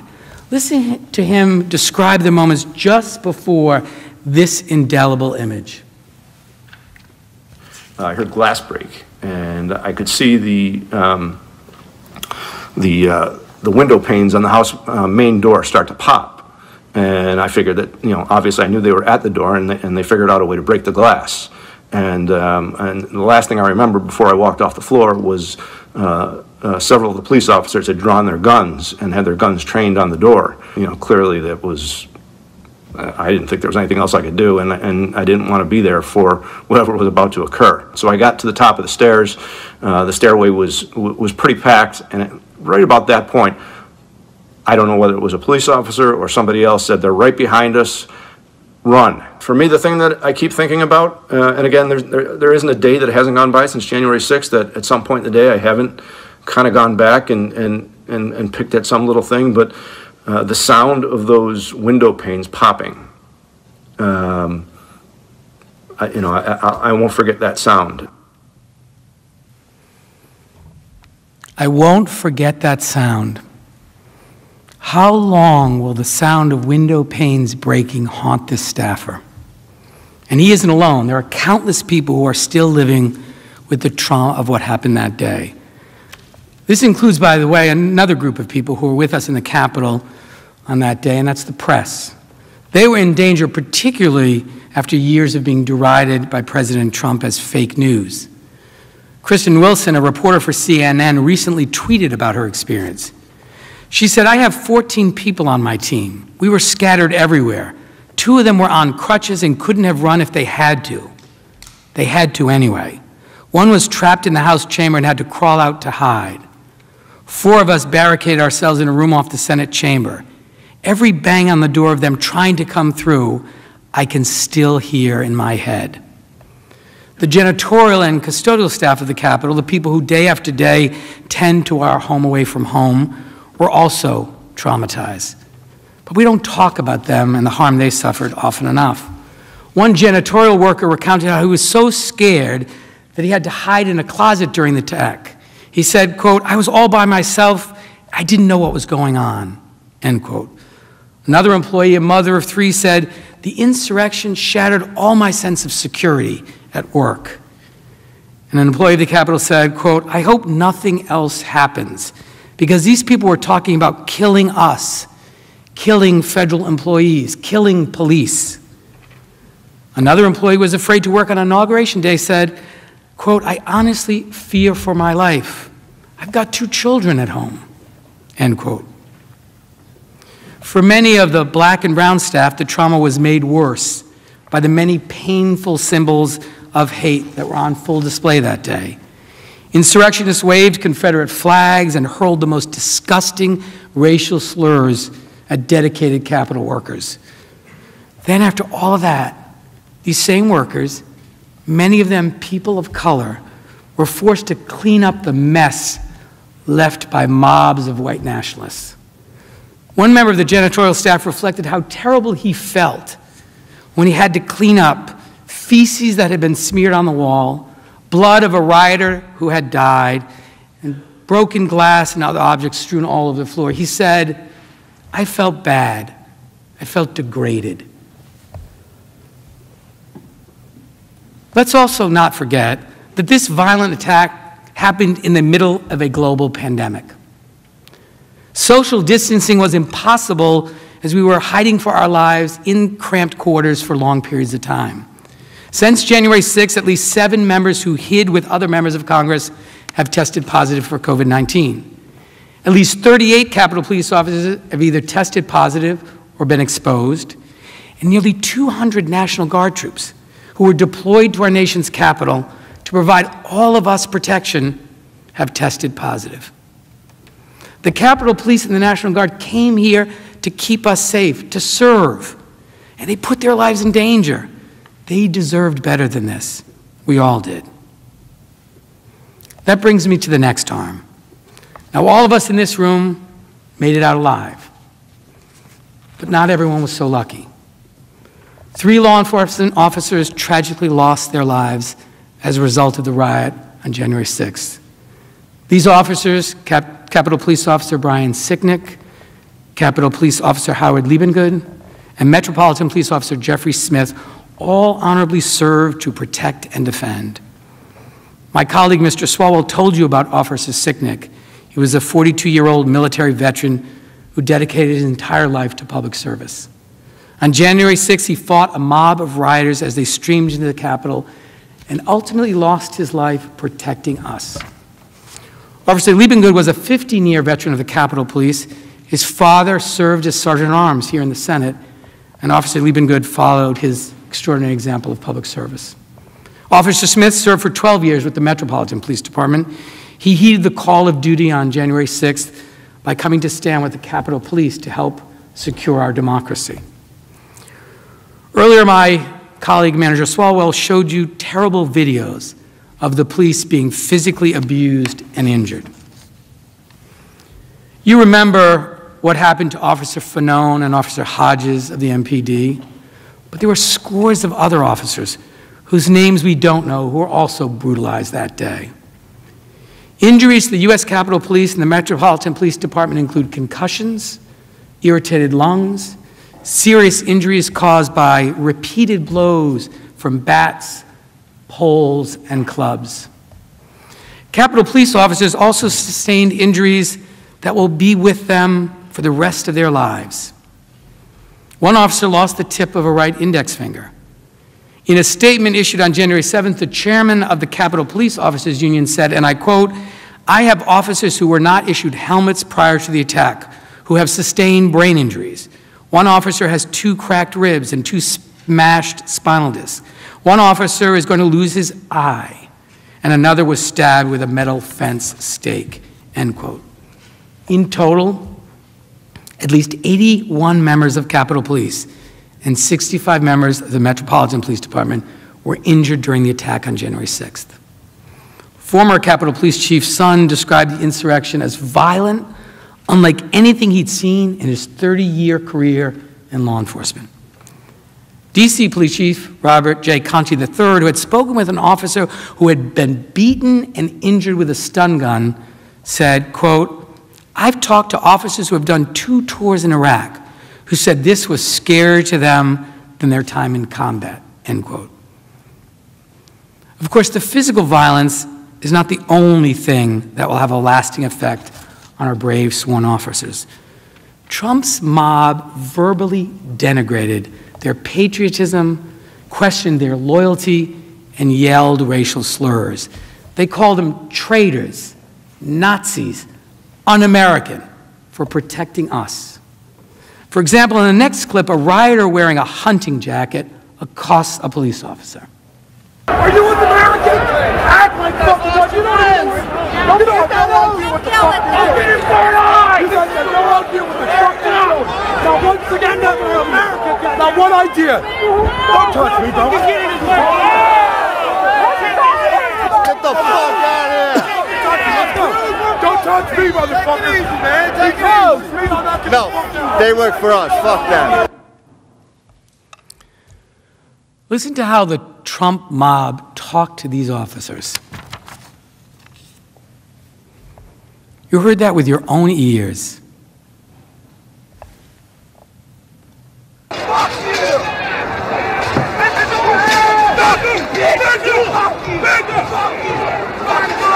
You're a fucking traitor! You come here, motherfucker! Join on! You're a fucking traitor to your country! Yeah! You're a fucking traitor! Fucking traitor!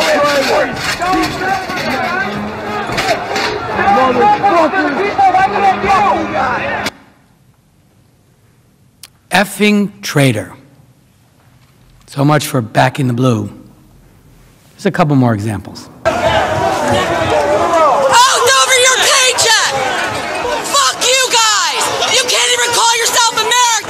You broke your fucking nose today! 1776, bitch! You're running out of pepper spray, officers.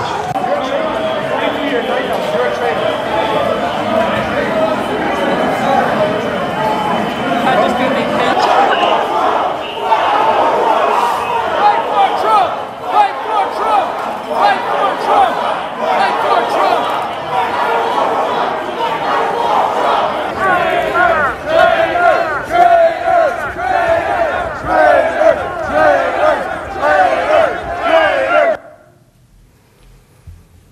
They called law enforcement officers traitors. You have to wonder, who are these rioters sworn to? To whom do they believe the police owe their loyalty? To the people? To the Constitution? To our democracy? Or to Donald Trump? Even those who were not outwardly injured, the mental toll has been significant.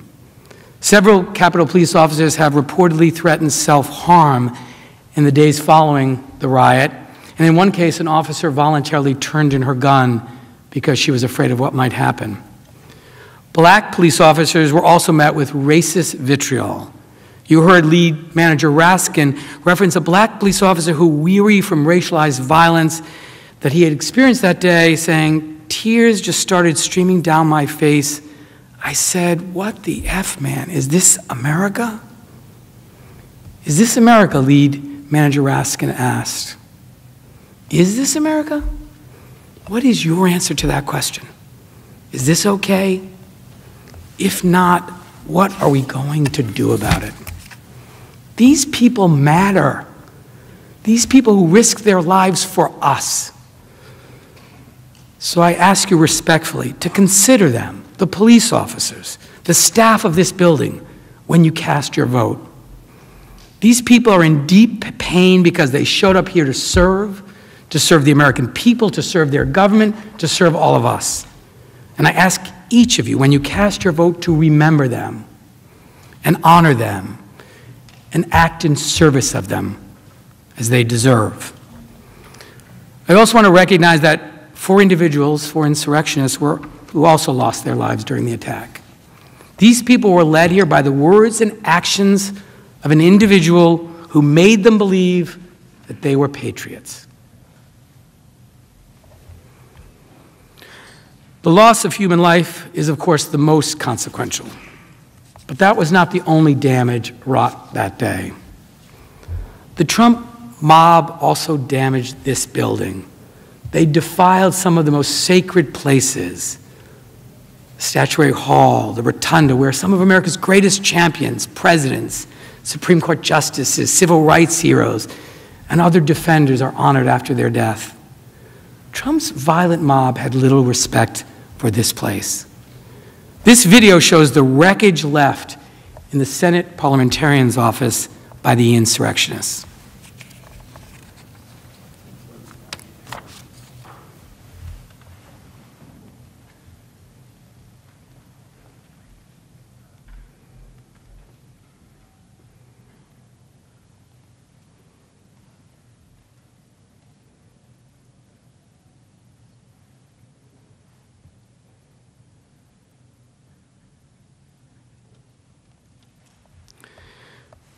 A bust of President Zachary Taylor was smeared with what appeared to be blood.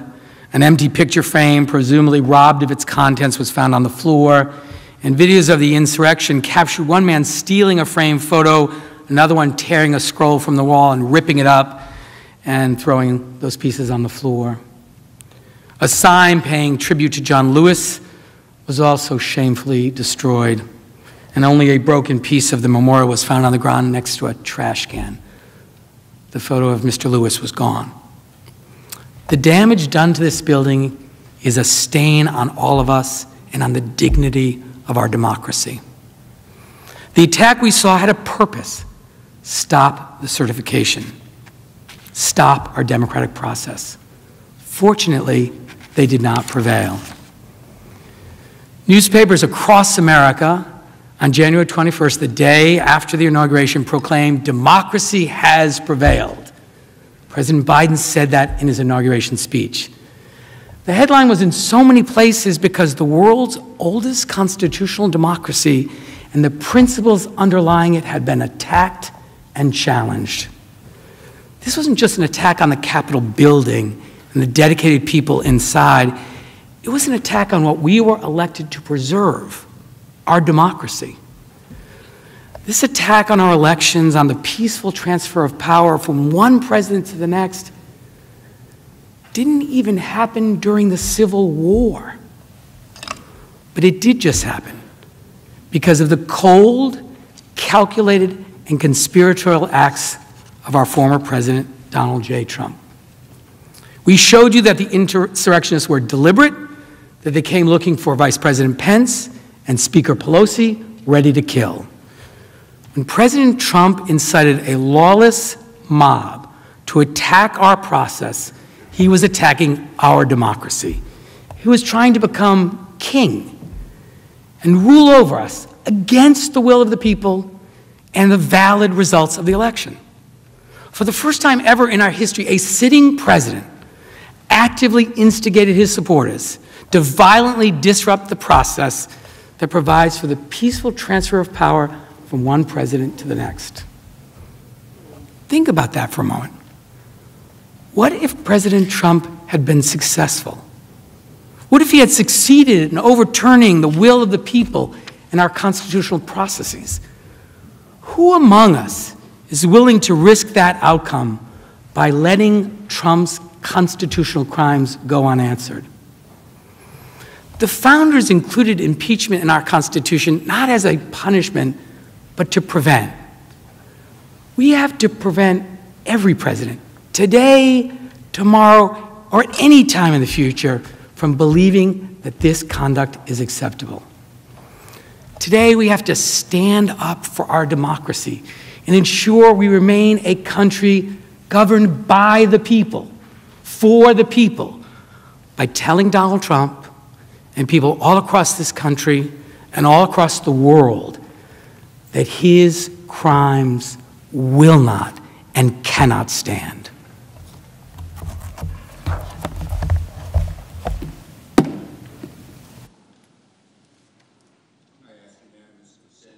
The House stand in recess for 15 minutes. The Senate will stand in recess. I ask unanimous consent the House stand in recess for 15 minutes. Without objection, the Senate will stand in recess.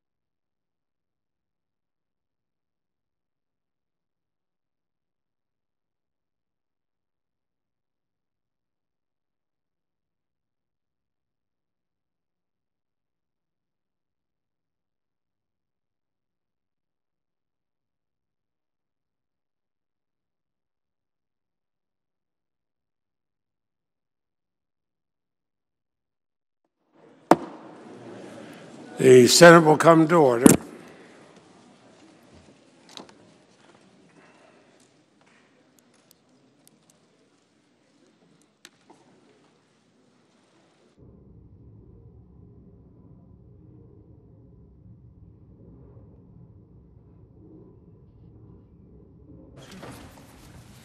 Thank you, Mr. President. Mr. Castro will now return to address the harm visited upon America's national security by these events and the damage to our international reputation.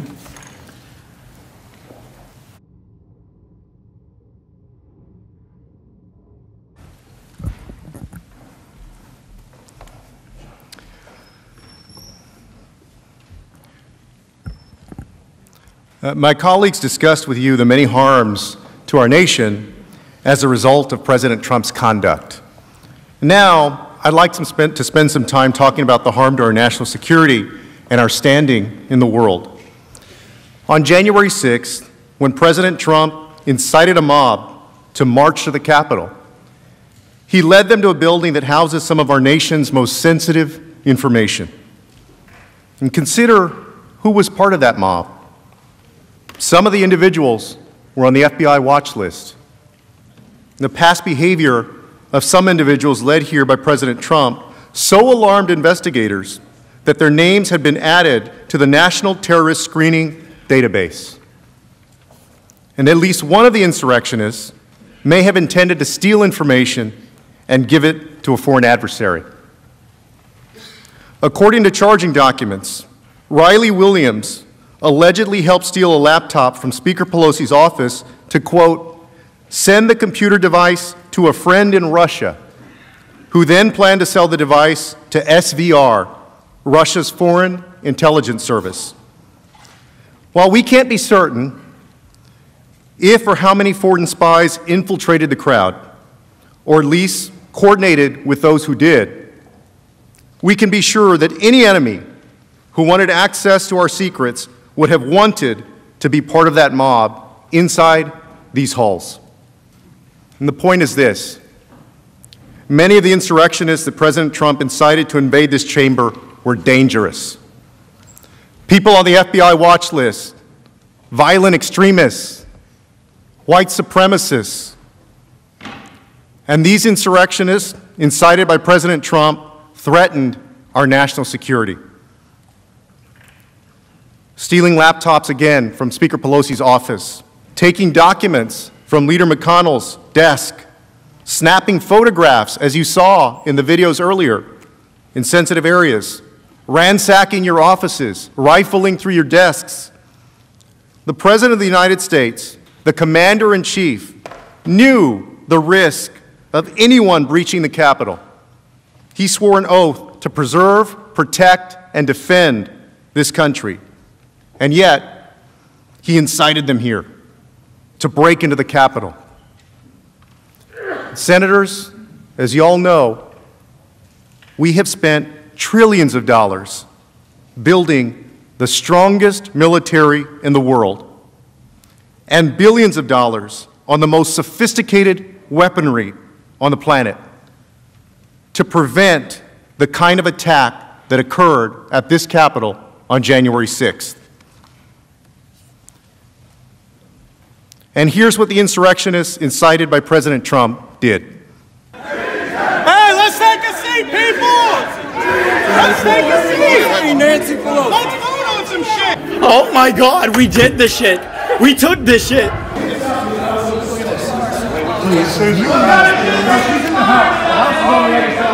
want to just get a snap of that. Yeah, I took a picture.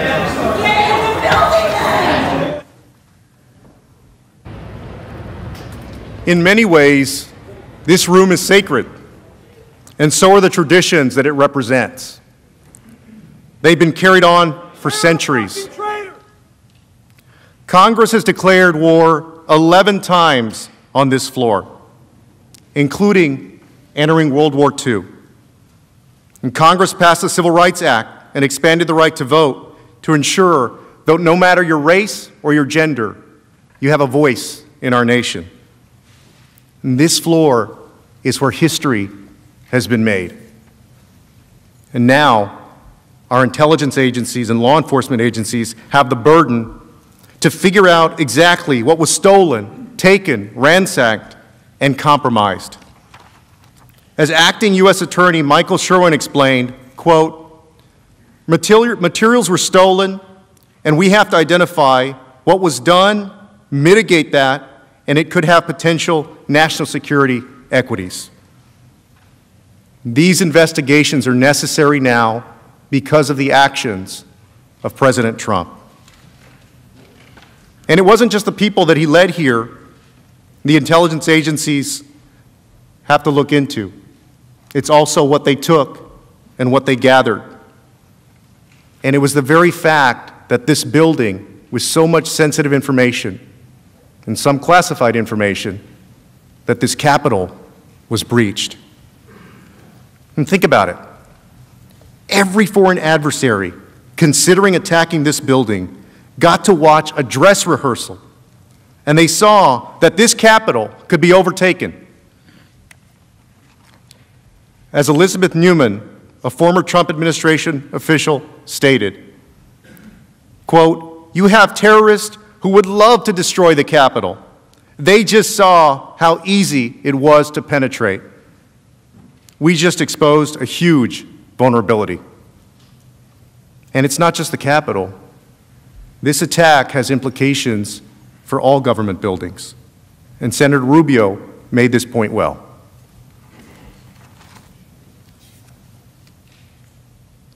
If you're a terrorist right now and you're sitting out there watching this, you're saying to yourself, hey, it's not that hard to get into the Capitol. Maybe that's not hard to get into the White House or the Supreme Court building or somewhere else. Our government, our intelligence agencies, and our law enforcement have implemented additional safety measures since the attack on January 6th. But while we secure this physical space, what message will we send the rest of the world? We already know that the message our adversaries took from January 6th. This is how some of them responded after the attack. Quote, "For America's adversaries, there was no greater proof of the fallibility of Western democracy than the sight of the U.S. Capitol shrouded in smoke and besieged by a mob whipped up by their unwillingly outgoing president." And to make matters worse, our adversaries are even using the events of January 6th not only to denigrate America, but to justify their own anti-democratic behavior, calling America hypocritical. Here's what the Chinese government is saying. The spokesperson for China's Ministry of Foreign Affairs said the Capitol riot should spark, quote, "deep reflection among U.S. lawmakers regarding how they discuss the pro-democracy movement in Hong Kong, suggesting that the U.S. is hypocritical in denouncing Beijing's crackdown in the city while it struggles with its own unrest at home." In the Global Times, an outlet affiliated with the Chinese Communist Party, even tweeted a series of side-by-side photos of two events, the siege of the U.S. Capitol and a July 2019 incident in which pro-democracy protesters in Hong Kong broke into the city's Legislative Council building.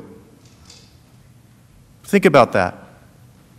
President Trump gave the Chinese government an opening to create a false equivalency between Hong Kongers protesting for democracy and violent insurrectionists trying to overthrow it. As Representative Gallagher described in real time, and if we don't think other countries around the world are watching this happen right now, if we don't think the Chinese Communist Party is sitting back and laughing, then we're deluding ourselves.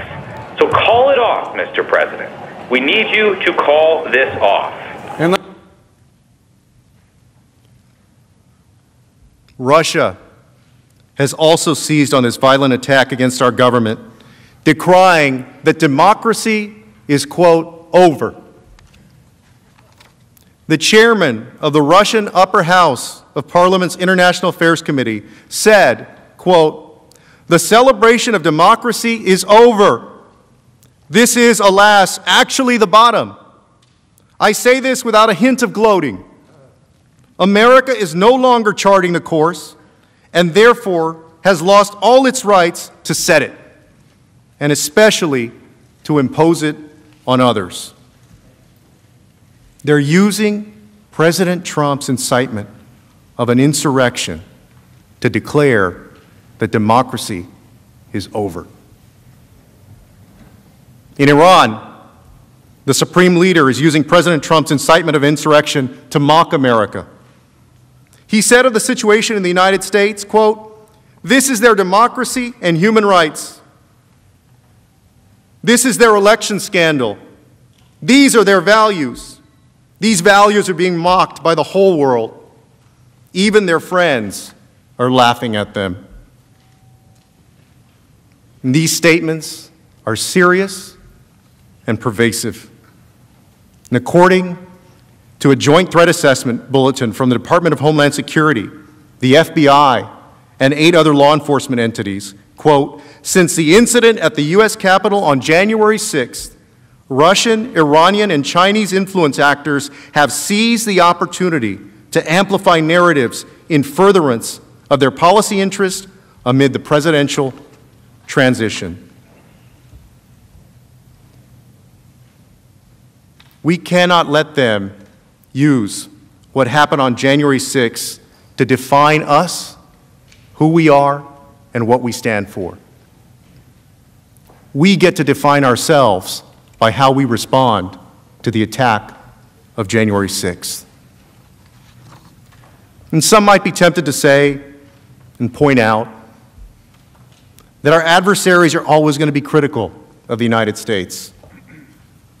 But following the insurrection on January 6th, even our allies are speaking up. Canadian Prime Minister Justin Trudeau said, quote, "What we witnessed was an assault on democracy by violent rioters, incited by the current president and other politicians. As shocking, deeply disturbing, and frankly saddening as that event remains, we have also seen this week that democracy is resilient in America, our closest ally and neighbor." The German foreign minister said, quote, "This closing of ranks begins with holding those accountable who are responsible for such escalations. That includes the violent rioters, and it also includes their instigators." The world is watching and wondering whether we are who we say we are. Because when our other countries have known chaos, our Constitution has helped keep order in America. This is why we have a Constitution. We must stand up for the rule of law, because the rule of law doesn't just stand up by itself. After the insurrection, my colleagues on the House Foreign Affairs Committee, the chairman and the ranking member, issued a bipartisan statement that said, quote, "America has always been a beacon of freedom to the world, proof that free and fair elections are achievable and that democracy works. But what happened at the Capitol today has scarred our reputation and has damaged our standing in the world. Today's violence, an inevitable result when leaders in positions of power misled the public, will certainly empower dictators and damage struggling democracies." And that's true. For generations, the United States has been a North Star in the world for freedom, democracy, and human rights, because America is not only a nation. For many, it's also an idea. It's the light that gives hope to people struggling for democracy in autocratic regimes, the light that inspires people fighting across the world for fundamental human rights, and the light that inspires us to believe in something larger than ourselves. And this trial is an opportunity to respond and to send a message back to the world. And I say this as somebody who loves my country, our country, just as all of you do. There is a lot of courage in this room. a lot of courage that has been demonstrated in the lives of the people in this room. Some folks have stood up for the civil rights of fellow Americans and risked their careers and their reputations, their livelihoods, and their safety, standing up for civil rights.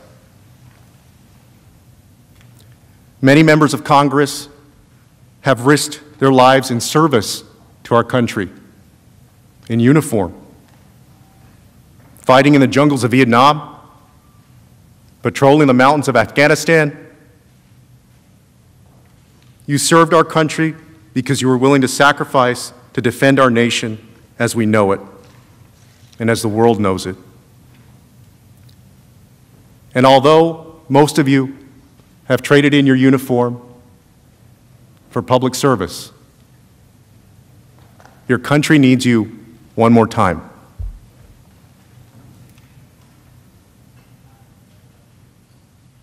The world watched President Trump tell his big lie. The world watched his supporters come to Washington at his invitation. And the world watched as he told his supporters to march here to the Capitol. And President Trump, our commander-in-chief at the time, failed to take any action to defend us, as he utterly failed in his duty to preserve, protect, and defend. And now, the world is watching us, wondering whether our constitutional republic is going to respond the way it should, the way it's supposed to, whether the rule of law will prevail over mob rule. Because the answer to that question has consequences far beyond our own borders.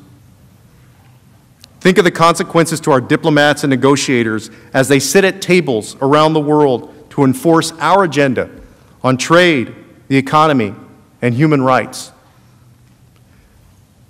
To fail to convict a president of the United States who incited a deadly insurrection, who acted in concert with a violent mob, who interfered with the certification of the Electoral College votes, who abdicated his duty as commander-in-chief, would be to forfeit the power of our example as a North Star on freedom, democracy, human rights, and most of all, on the rule of law. And to convict Donald Trump would mean that America stands for the rule of law, no matter who violates it. Let us show the world that January 6th was not America. And let us remind the world that we are truly their North Star.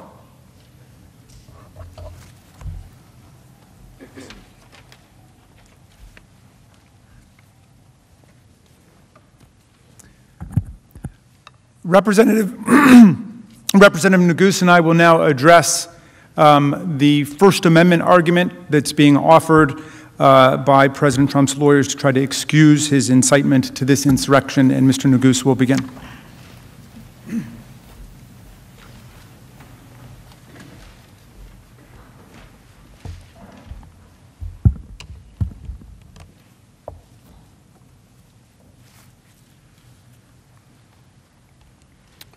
Mr. President, distinguished senators, good afternoon.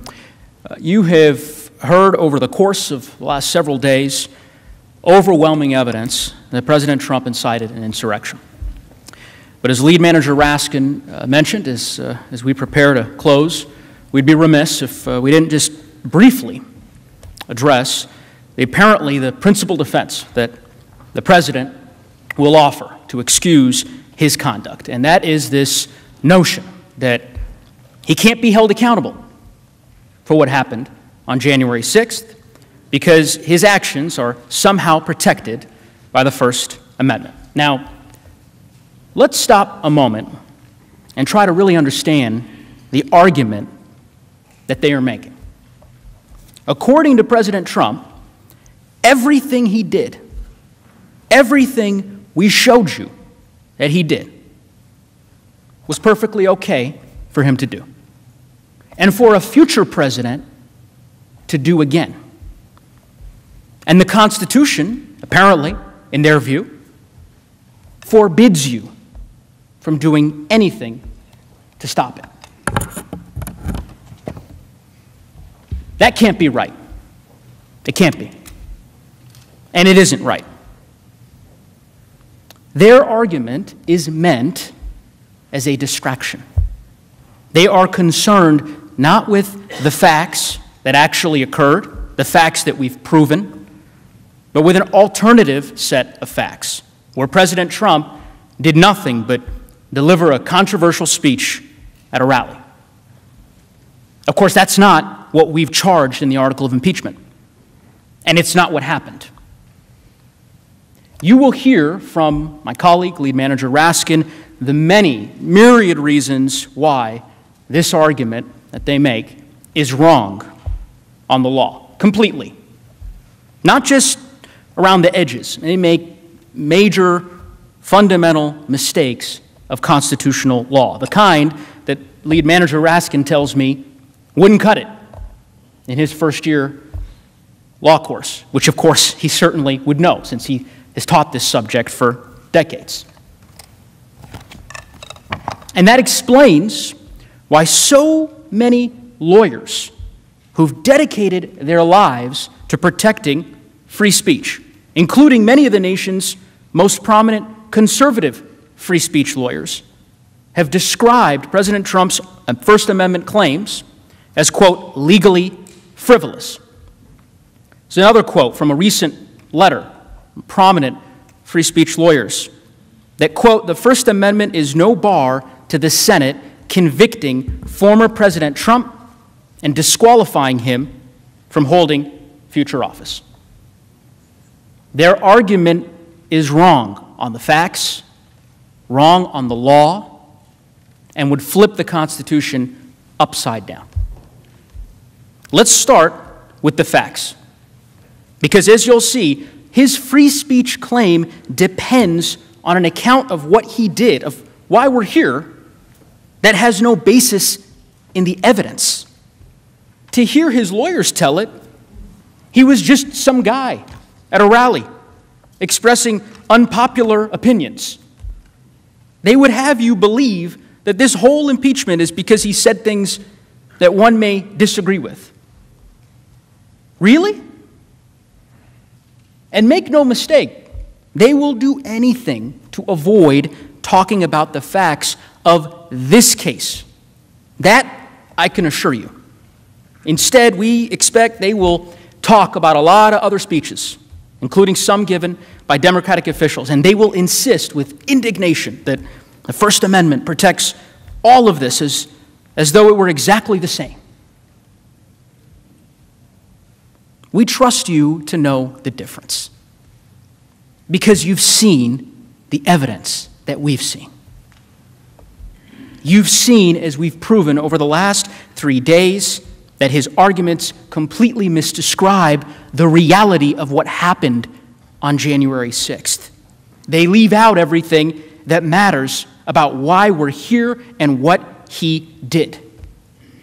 Because President Trump wasn't just some guy with political opinions who showed up at a rally on January 6th and delivered controversial remarks.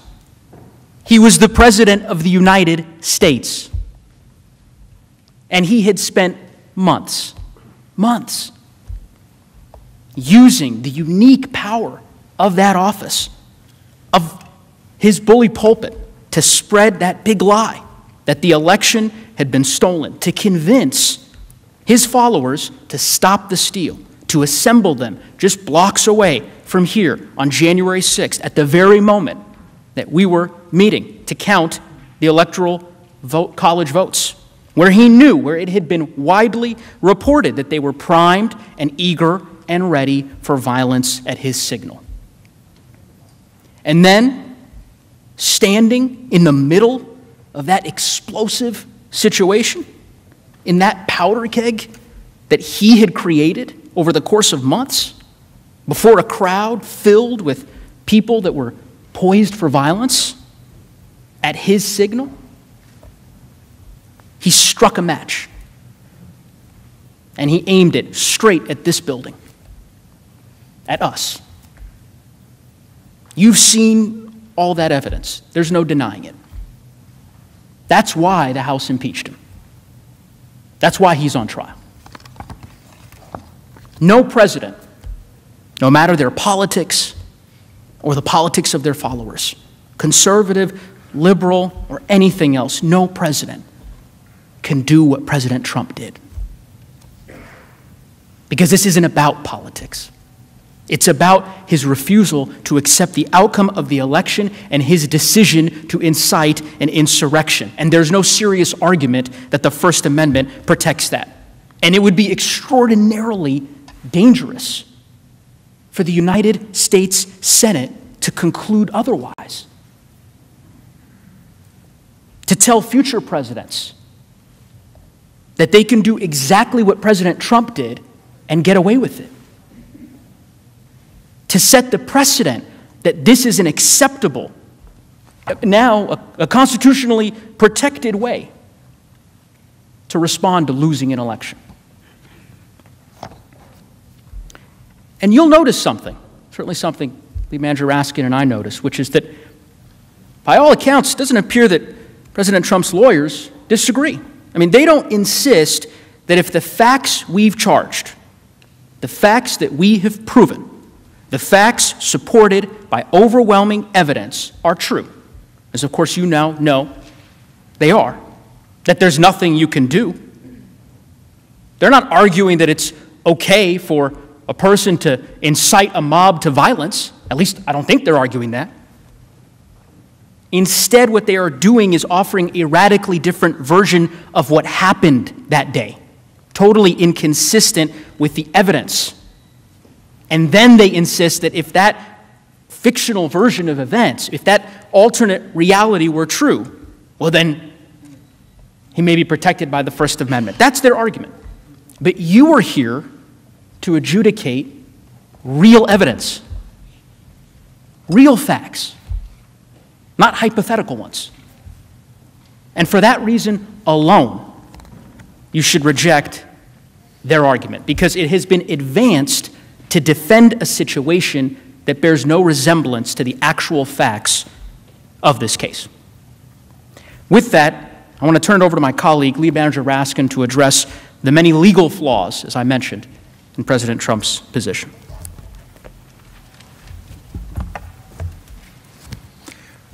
So Mr. Neguse just explained why President Trump's last-ditch First Amendment arguments got nothing to do with the actual facts of the case.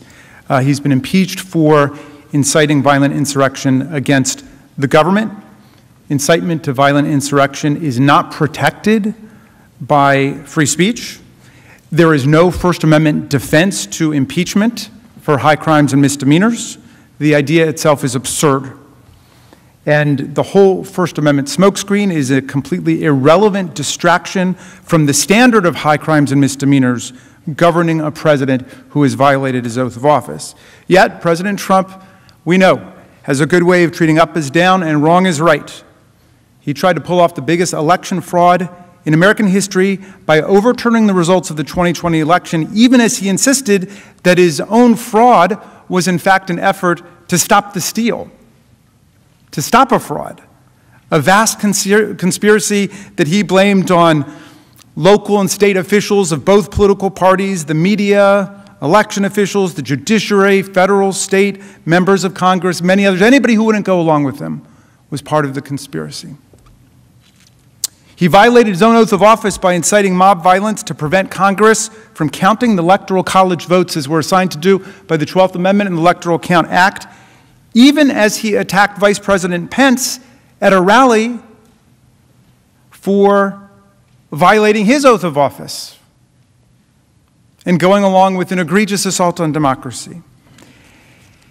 Now he argues that the Congress is violating his free speech rights when it was Donald Trump who incited an insurrectionist attack against us that halted speech and debate on the floor of the House and the Senate during the peaceful transfer of power, and that imperiled the very constitutional order that protects freedom of speech in the first place, along with all of our other fundamental rights. As a matter of law, It's a matter of logic. President Trump's brazen attempt to invoke the First Amendment now won't hold up in any way. The basic flaw, of course, is that it completely ignores the fact that he was President of the United States, a public official. He swears an oath as president that nobody else swears. In exchange, he's given greater powers than anybody else in the entire country, maybe on earth. He or she promises to preserve, protect, and defend the Constitution of the United States and our government institutions and our people. And as we all know, the power we entrust to people in public office, in government office, especially our presidents, comes with special obligations to uphold the laws and the integrity of our republic. And we all swear that oath.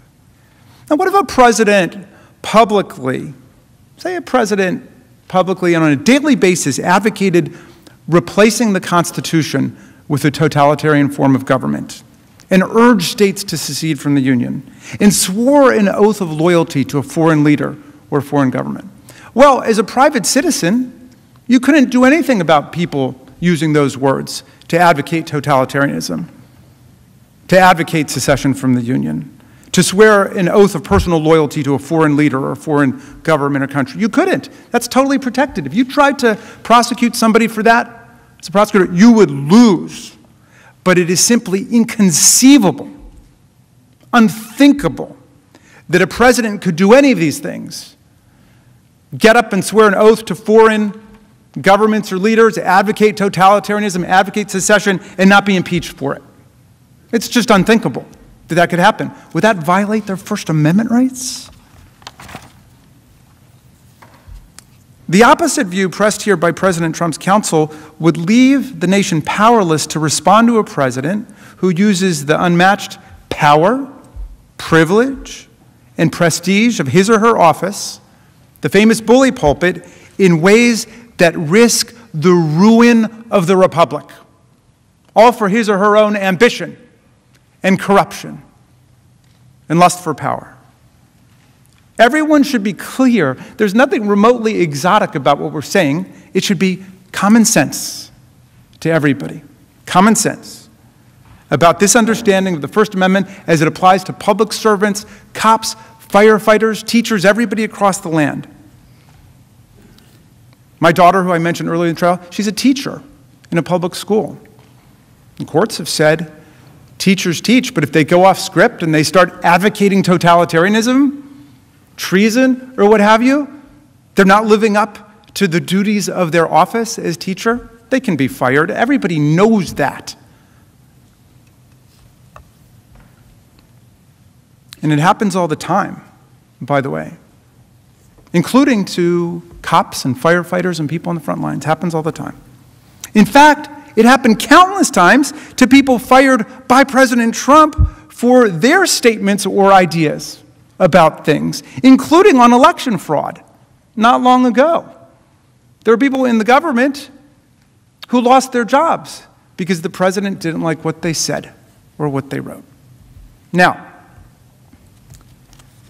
as I mentioned yesterday, and I can't help but repeat it, Justice Scalia got it exactly right on this. He wrote on these cases about how the First Amendment affects people who take on a public office, who take on public employment. And he summed it up like this. He said, you can't ride with the cops, but root for the robbers. You can't ride with the cops, but root for the robbers. That's what Justice Scalia said. And when it comes to the peaceful transfer of power, to the rule of law, to respecting election outcomes, our president, whoever he or she is, must choose the side of the Constitution. Must. And not the side of the insurrection or the coup or anybody who's coming against us. And if he or she chooses the wrong side, I'm sorry, there's nothing in the First Amendment or anywhere else in the Constitution that can excuse your betrayal of your oath of office. It's not a free speech question. But there's more. Let's play make-believe and pretend that President Trump were just a run-of-the-mill private citizen, as my colleague Mr. Nagu said, just another guy at the rally who's just expressing a deeply unpopular opinion, because we shouldn't overlook the fact that while there were thousands of people in that violent mob, they represent a tiny, tiny, tiny part of less than 1% of the population, and the vast majority of the American people reject the kind of seditious mob violence that we saw on January 6th. But let's say that he were just another guy in the crowd that day. It is a bedrock principle that nobody can incite a riot. The First Amendment doesn't protect it. Key case, Brandenburg versus Ohio. There's no First Amendment protection for speech directed to inciting or producing imminent lawless action and likely to produce such action. And for all the reasons you've heard, based on the voluminous, comprehensive, totally unrefuted, and we think irrefutable, but we're eager to hear our colleagues, based on all the evidence you've heard, and for all the reasons you've heard, that definition of proscribable speech fits President Trump's conduct perfectly. This is a classic case of incitement. And you don't have to take my word for it. The 144 free speech lawyers Mr. Neguse mentioned, who include many of the nation's most dedicated, most uncompromising free speech advocates, unlike Mr. Trump, of course, but these people agree that there is a powerful case for conviction under the Brandenburg standard, even if the President of the United States were just to be treated like some guy in the crowd. And they add, the First Amendment is no defense to the article of impeachment leveled against the former president. And I mention the Brandenburg standard not because it applies here. Of course it doesn't, since this is an impeachment. It's not a criminal trial, and there's no risk of jail time. Let's be clear about that. The president doesn't go to jail for 1 week, 1 day, 1 hour, or 1 minute based on impeachment and conviction and disqualification from further office. Rather, I mention it to emphasize that absolutely nobody in America would be protected by the First Amendment if they did all the things that Donald Trump did. Nobody made Donald Trump run for president and swear an oath to preserve, protect, and defend the Constitution on January 20th, 2017. But when he did, by virtue of swearing that oath and entering this high office, he took upon himself a duty to affirmatively take care that our laws would be faithfully executed under his leadership. All of the laws against federal destruction of property, all of the laws. We expected him in everything he said and everything he did to protect and preserve and defend our constitutional system, including the separation of powers. But instead, he betrayed us. And as Representative Cheney said, it was the greatest betrayal of a presidential oath in the history of the United States of America. The greatest. As I mentioned yesterday, President Trump is not even close to the proverbial citizen who falsely shouts fire in a crowded theater. He is like the now proverbial municipal fire chief who incites a mob to go set the theater on fire and not only refuses to put out the fire, but encourages the mob to keep going as the blaze spreads. We would hold that fire chief accountable. We would forbid him from that job ever again, and that's exactly what must happen here. There are hundreds of millions of citizens who can be president. Donald Trump has disqualified himself, and you must disqualify him too. Just like the fire chief who sends the mob, President Trump perverted his office by attacking the very Constitution he was sworn to uphold. In fact, that's one reason why this free speech rhetoric at this trial is so insidious. His conduct represented the most devastating and dangerous assault by a government official on our Constitution, including the First Amendment, in living memory. We wouldn't have free speech or any other rights if we didn't have the rule of law, peaceful transfer of power, and a democracy where the outcome of the election is accepted by the candidate who lost. We had it all the way up until 2020. And the central purposes of the First Amendment are democratic self-government and civic truth-seeking, two purposes that President Trump sought to undermine, not advance, in the course of his conduct, as we have definitively demonstrated this trial. The violence he incited threatened all of our freedoms. It threatened the very constitutional order that protects free speech, due process, religious free exercise, the right to vote, equal protection, and the many other fundamental rights that we all treasure and cherish as citizens of the United States. The First Amendment does not create some superpower immunity from impeachment for a president who attacks the Constitution in word and deed while rejecting the outcome of an election he happened to lose. If anything, President Trump's conduct was an assault on the First Amendment and equal protection rights that millions of Americans exercised when they voted last year, often under extraordinarily difficult and arduous circumstances. Remember, the First Amendment protects the right of the people to speak about the great issues of our day, to debate during elections, and then to participate in politics by selecting the people who will be our leaders. And remember, in American democracy, those of us who aspire and attain to public office are nothing but the servants of the people. Nothing. Not the masters of the people. We have no kings here. We have no czars. Here the people govern, President Ford said. The people. Most important words of the Constitution are the first three, we the people. But all this means little if a president who dislikes the election results can incite violence to try to replace and usurp the will of the people as expressed in the states, ignore the judicial branch of government, and then run over the legislative branch of government with a mob. President Trump's high crimes and misdemeanors sought to nullify the political rights and sovereignty of the American people.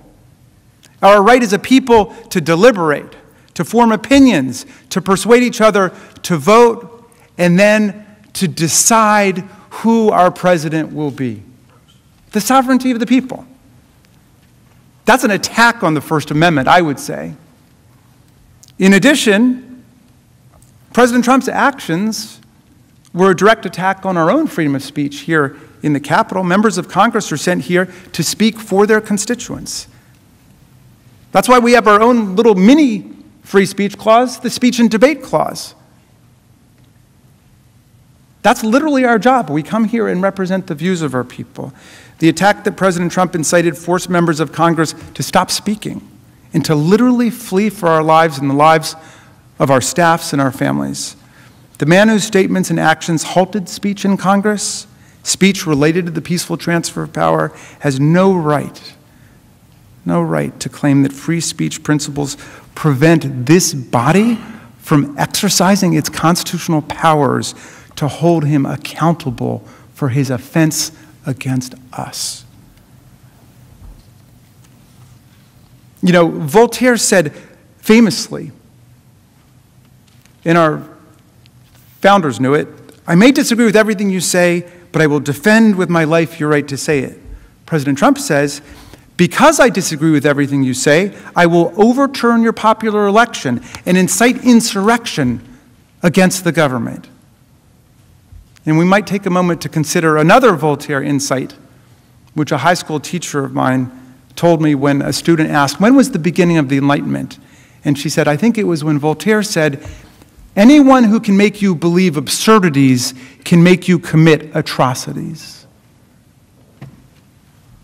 There's no merit whatsoever to any of the free speech rhetoric, the empty free speech rhetoric you may hear from President Trump's lawyers. He attacked the First Amendment, he attacked the Constitution, he betrayed his oath of office. Presidents don't have any right to do that. It's forbidden, so that our republic may survive. The people are far more important than that. The precedent he asked you to create, which would allow any future president to do precisely what he did, is self-evidently dangerous. And so there can be no doubt, none at all, the president lacks any First Amendment excuse or defense or immunity. He incited a violent insurrection against our government. He must be convicted.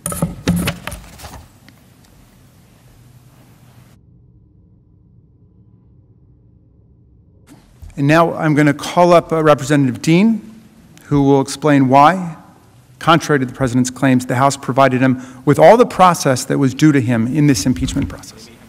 Oh, I'm sorry, Mr. Liu is going to do that.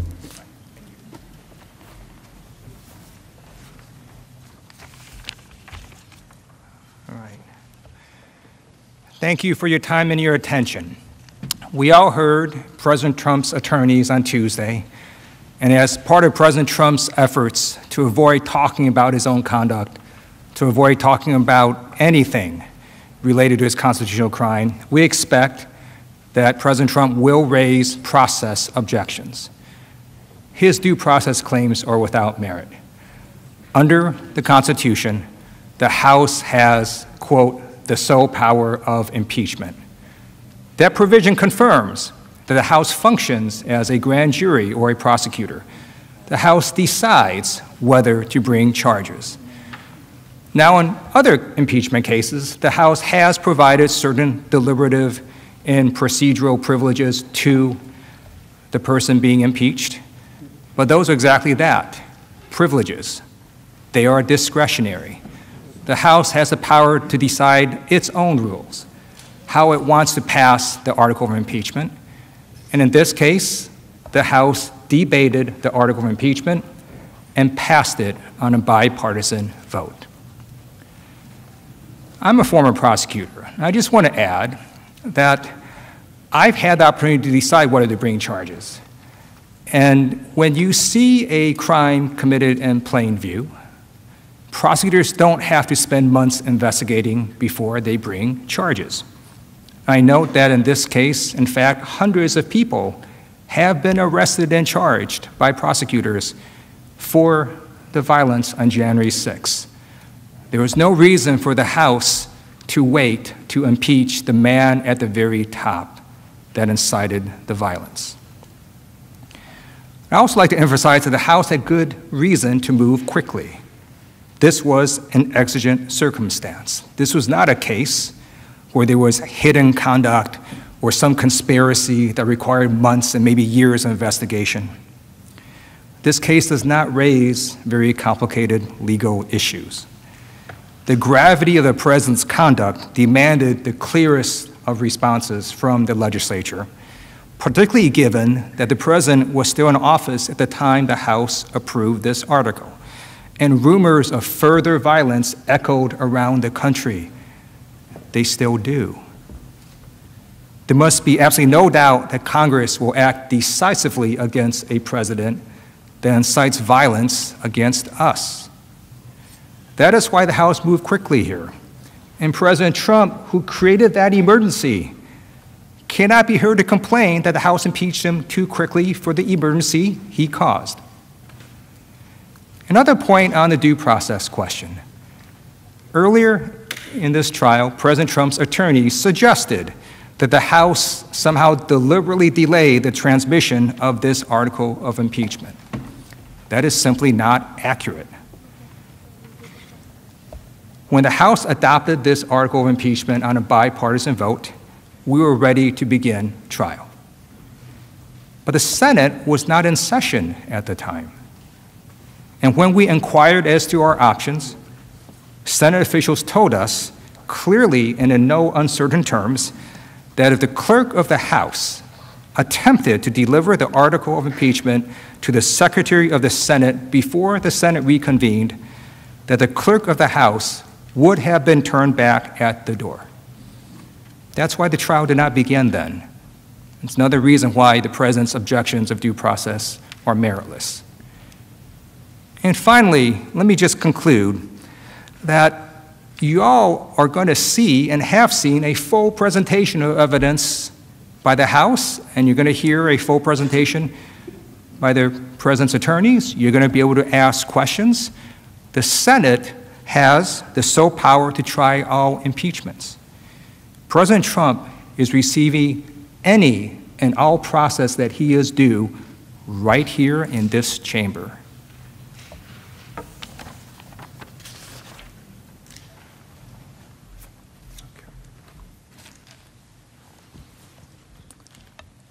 Mr. President, Senators, in just a moment, my colleague, Mr. Neguse, will return to show that we've established with overwhelming evidence that President Trump engaged in high crimes and misdemeanors. Before Mr. Neguse comes up, though, I'd like to emphasize what should be an uncontroversial point, but is really key to understand.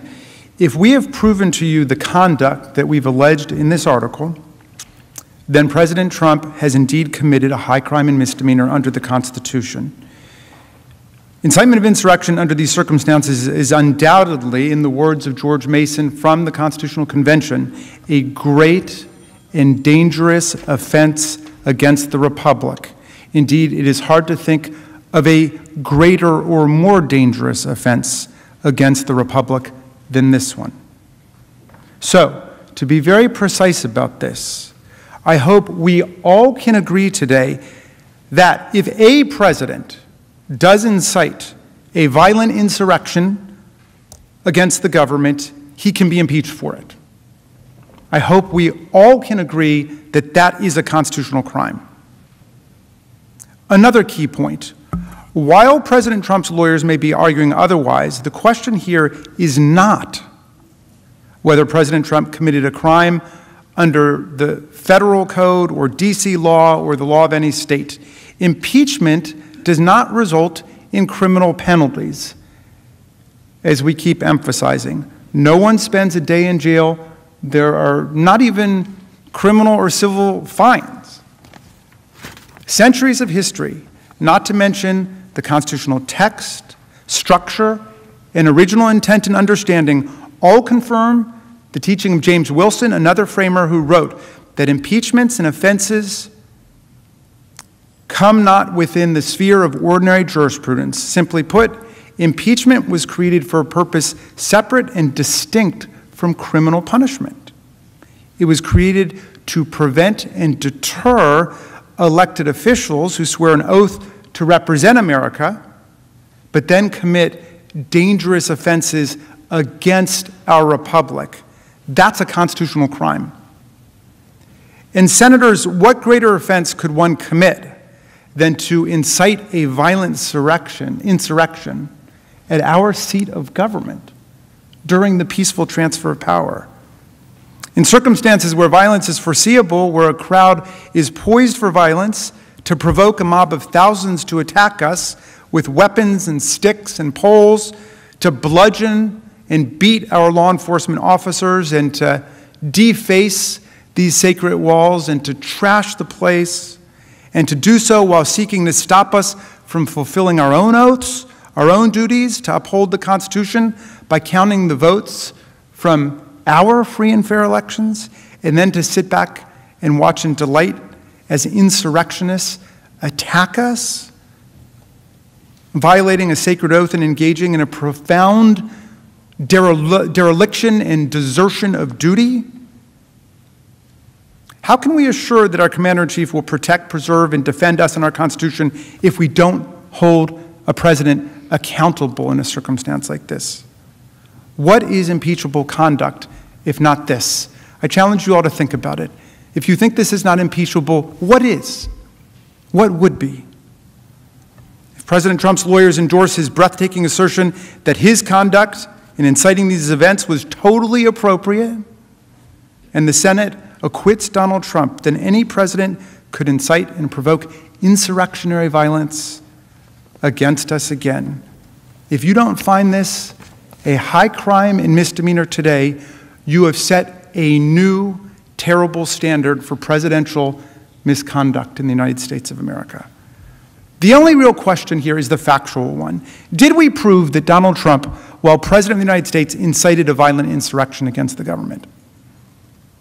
Incitement, of course, is an inherently fact-based and fact-intensive judgment, which is why we commend you all for your scrupulous attention to everything that took place. But we believe that we have shown you overwhelming evidence in this case that would convince anyone using their common sense that this was indeed incitement, meaning that Donald Trump's conduct encouraged violence, the violence was foreseeable, and he acted willfully in the actions that encouraged violence. Mr. Neguse will take you through that evidence again. Not the whole thing, we're almost done. We're almost done, but we don't want it to be said, they never proved this or they never proved that, because my magnificent team of managers has stayed up night after night after night through weeks to compile all of the factual evidence, and we have put it before you.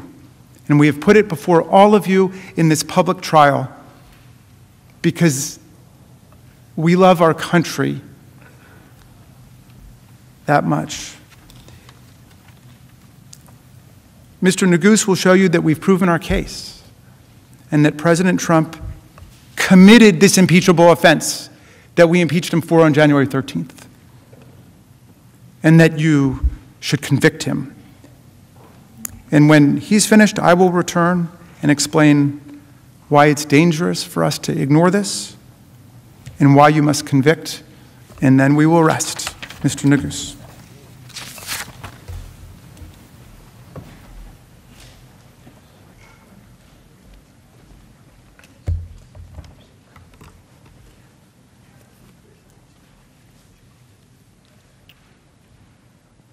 Mr. President, distinguished senators, good afternoon again. As my colleague, Lead Manager Raskin, mentioned, I know it's been a long few days, and I want to say thank you, that we're very grateful for your patience, for your attention, and the attention that you have paid to every one of our managers as they have presented our case. As Lead Manager Raskin mentioned, I hope, I trust that we could all agree that if a president incites a violent insurrection against our government, that that's impeachable conduct. So what I'd like to do as we close our case is just walk you through why our evidence overwhelmingly establishes that President Trump committed that offense. Now, as you consider that question of whether the president incited an insurrection, there are three questions that reasonably come to mind. Was violence foreseeable? Did he encourage violence? And did he act willfully? And I'm going to show you why the answer to every one of those questions has to be yes. First, let's start with foreseeability. Was it foreseeable that the violence would erupt on January 6th if President Trump lit a spark? Was it predictable that the crowd at the Save America rally was poised on a hair trigger for violence, that they would fight, literally, if provoked to do so? Of course it was. When President Trump stood up to that podium on January 6th, he knew that many in that crowd were inflamed, were armed, were ready for violence. It was an explosive situation, and he knew it. We've shown you the evidence on this point. You've seen it. The images, the videos, the articles, and the pattern, which show that the violence on that terrible day was entirely foreseeable. We've showed you how this all began with the big lie, the claim that the election was rigged and that President Trump and his supporters were the victims of a massive fraud, a massive conspiracy to rip away their votes.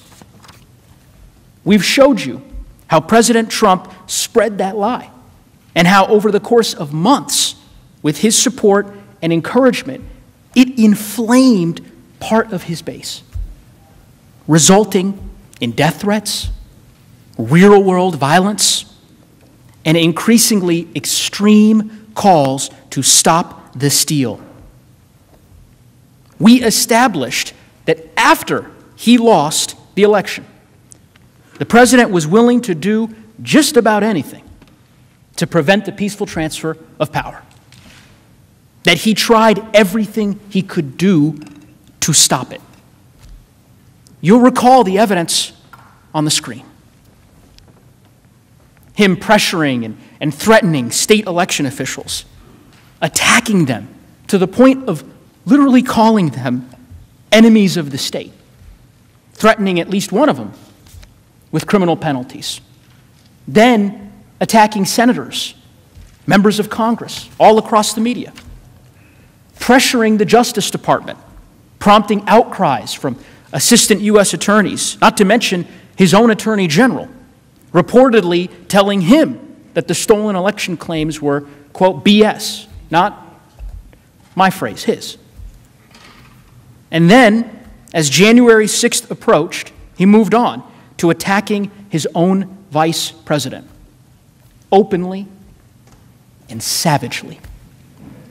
We recounted throughout that entire period all the ways in which President Trump inflamed his supporters with lies that the election was stolen. And as every single one of us knows, nothing in this country is more sacred, nothing, than our right to vote, our voice.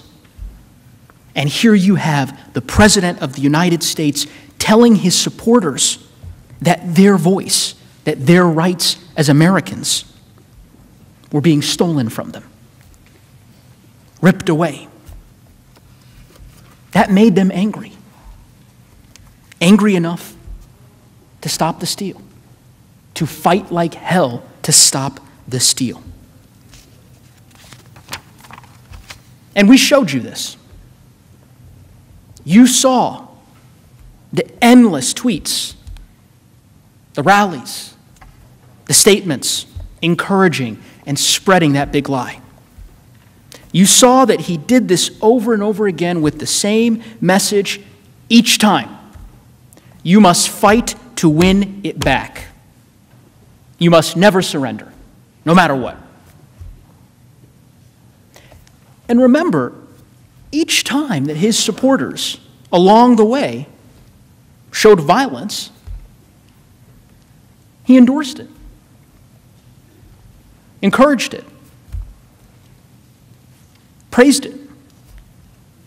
All part of that same demand to stop the steal and fight like hell. Remember the video that Manager Plaskett showed you from Texas?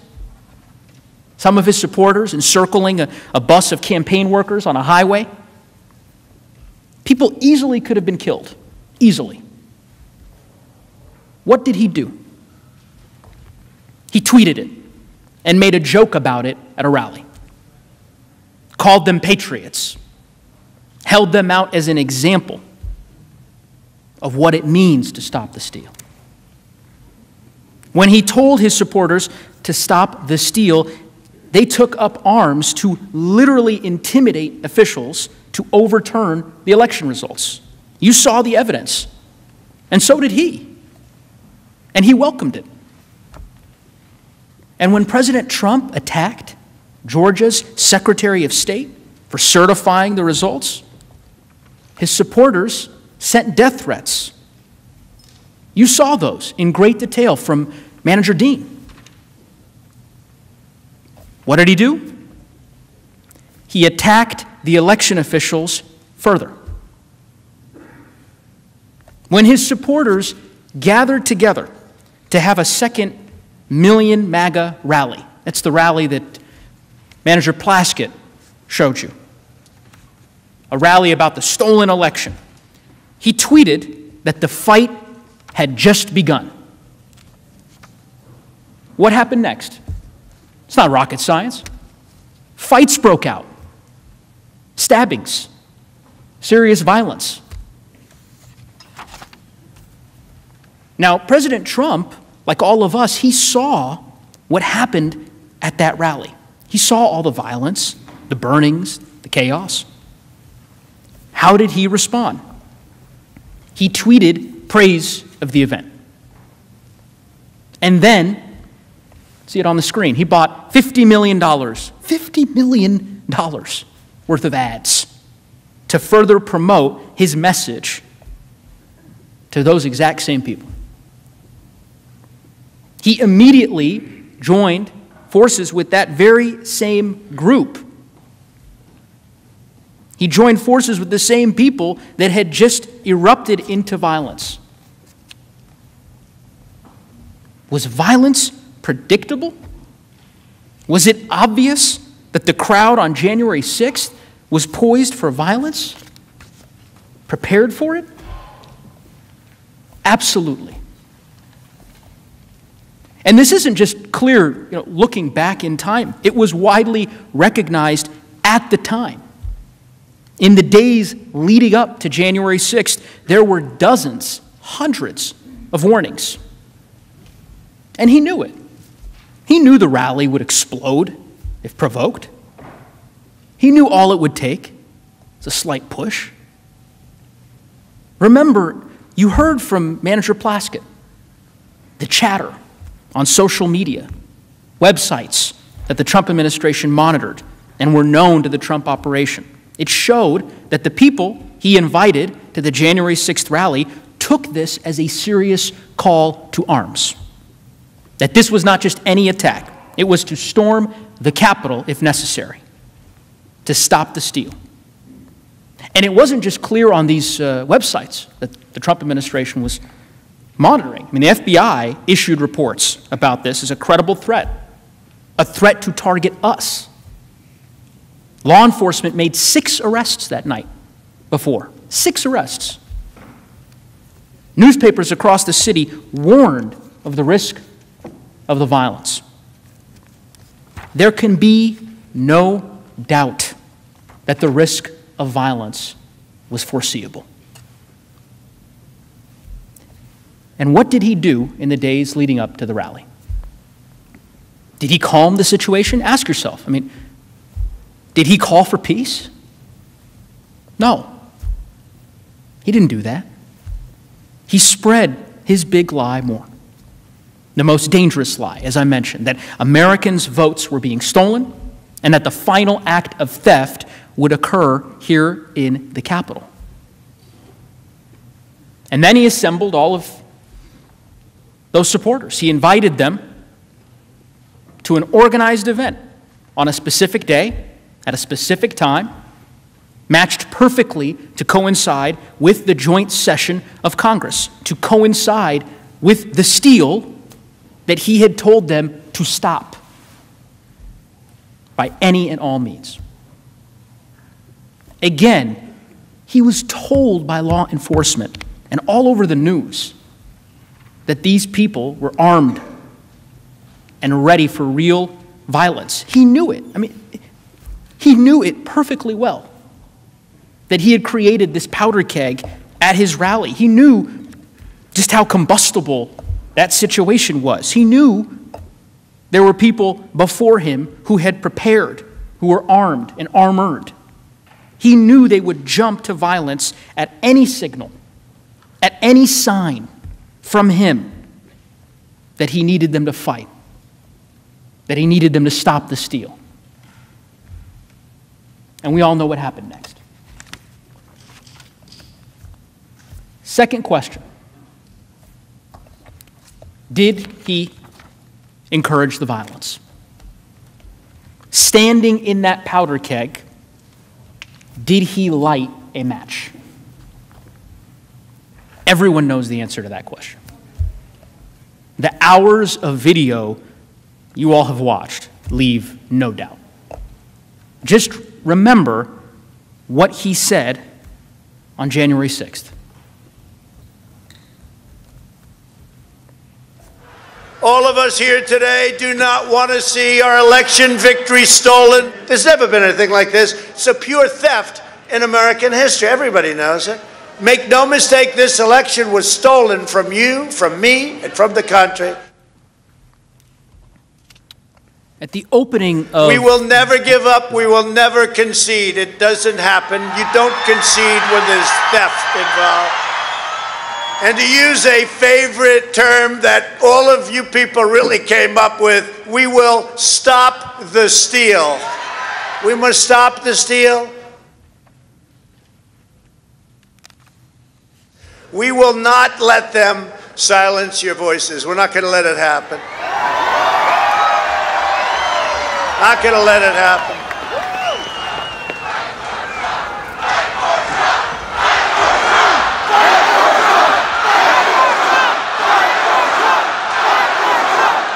Thank you.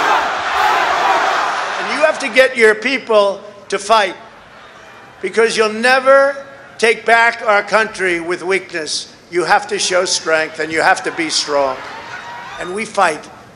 We fight like hell. And if you don't fight like hell, you're not going to have a country anymore. You may remember at the outset of this trial that I told you you'd hear three phrases over and over and over again. The big lie that the election had been stolen, stop the steal and never concede, and fight like hell to stop that steal.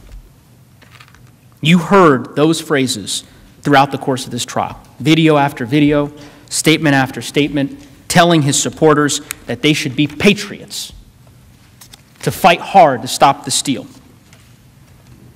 And on that day, where did he direct the crowd's ire? He directed them here,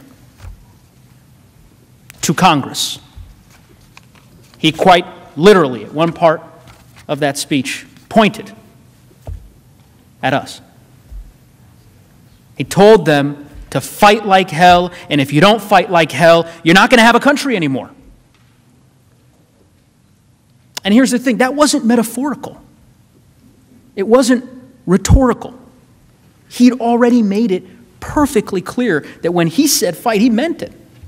And that when followers, in fact, fought, when they engaged in violence, that he'd praise and honor them as patriots. He implied that it was okay to break the law because the election was being stolen. You heard it. You remember the clip that Manager Dean showed you earlier in this trial.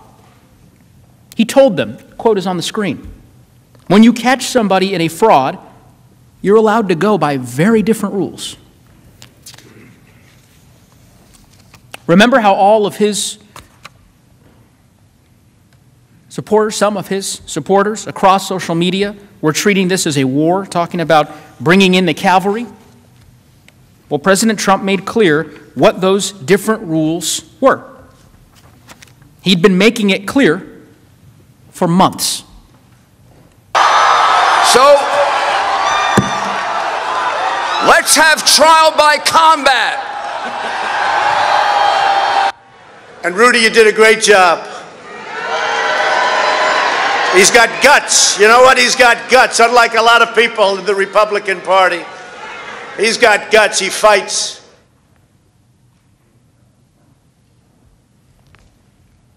His message was crystal clear. And it was understood immediately, instantly, by his followers. And we don't have to guess. We don't have to guess as to how they reacted. We can look at how people reacted to what he said. You saw them. And you saw the violence. It's pretty simple. He said it, and they did it.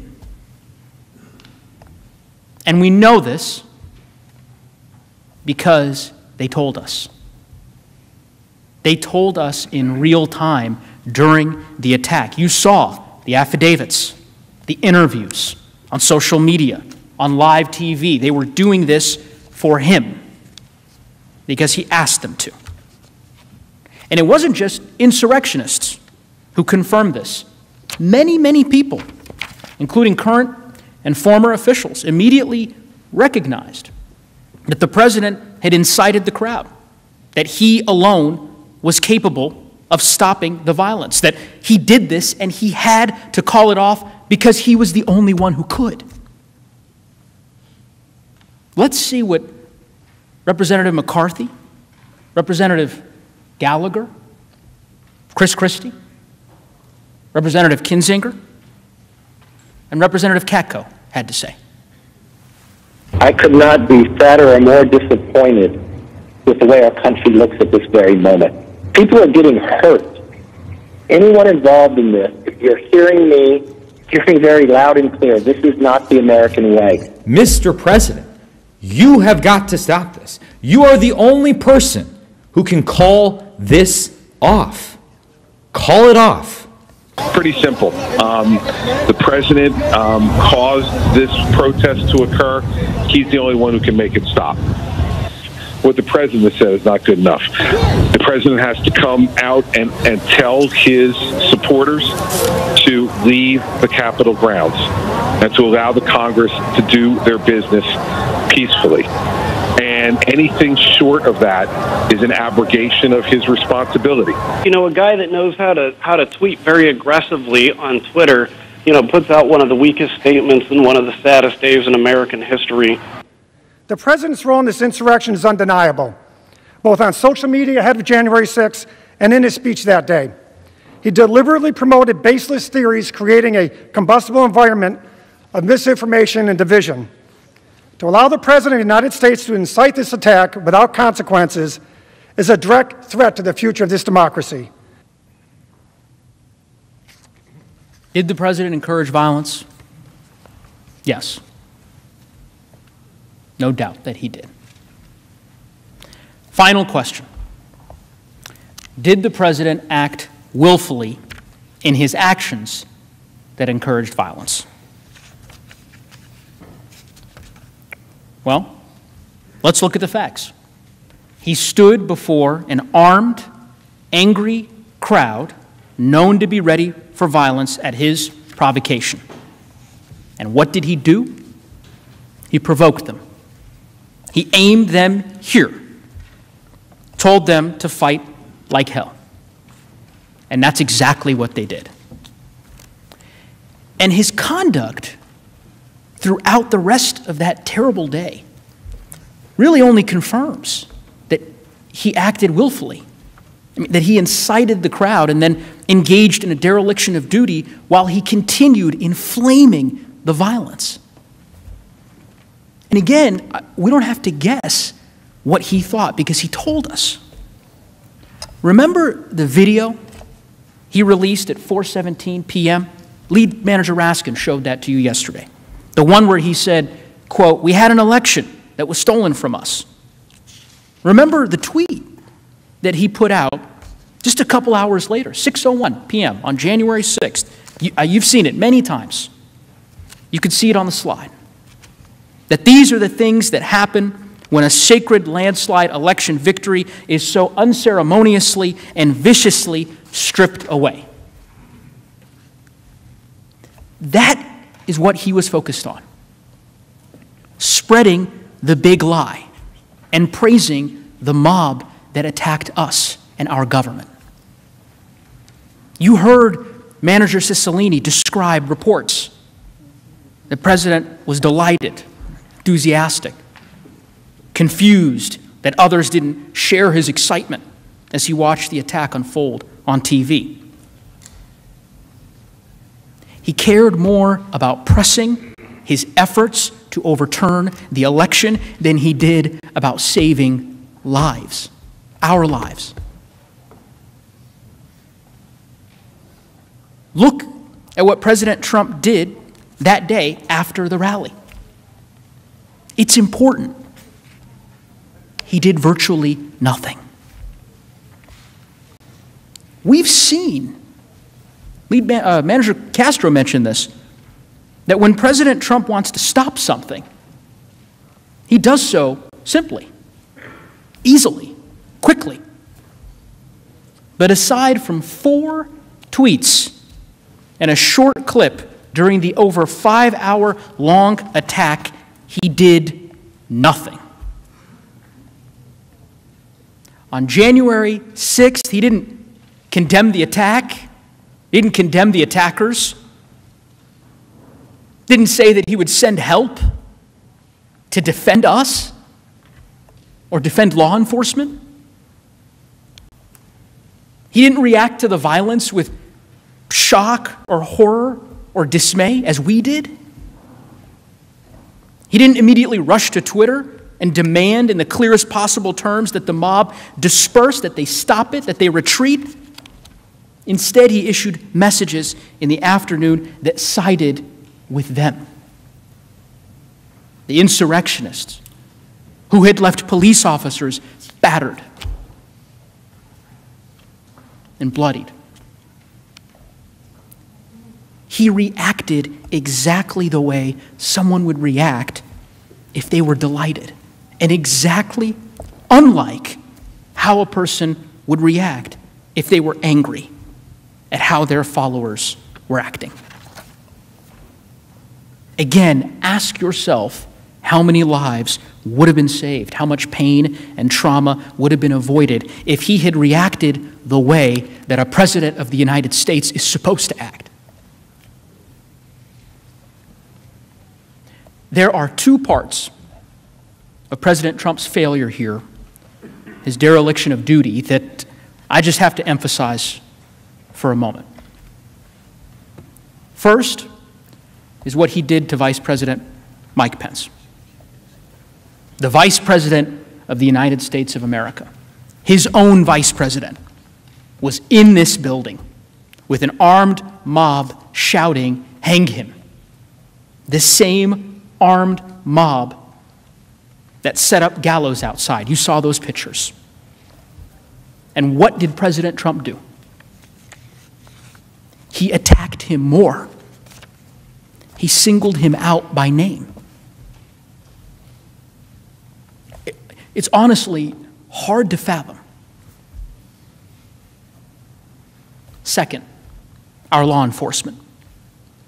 The brave officers who were sacrificing their lives to defend us, who could not evacuate or seek cover because they were protecting us. I'm not going to go through again what my fellow managers showed you yesterday, but let me just say this. Those officers serve us faithfully and dutifully, and they follow their oaths. They deserved a president who upholds his, who would not risk their lives and safety to retain power. A president who would preserve, protect, and defend them. But that's not what he did. When they, the police, still barricaded and being attacked with poles,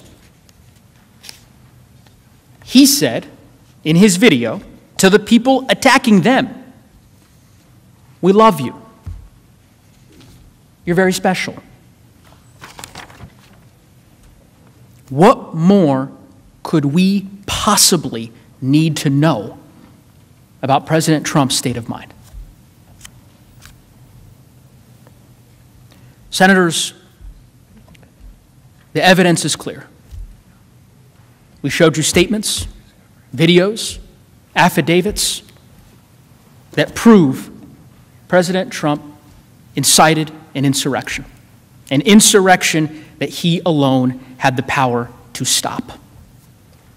And the fact that he didn't stop it, the fact that he incited a lawless attack and abdicated his duty to defend us from it, the fact that he actually further inflamed the mob, attacking his vice president while assassins were pursuing him in this Capitol, more than requires conviction and disqualification. We humbly ask you to convict President Trump for the crime for which he is overwhelmingly guilty of. Because if you don't,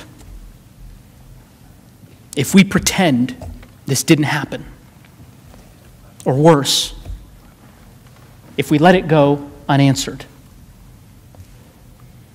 who's to say it won't happen again?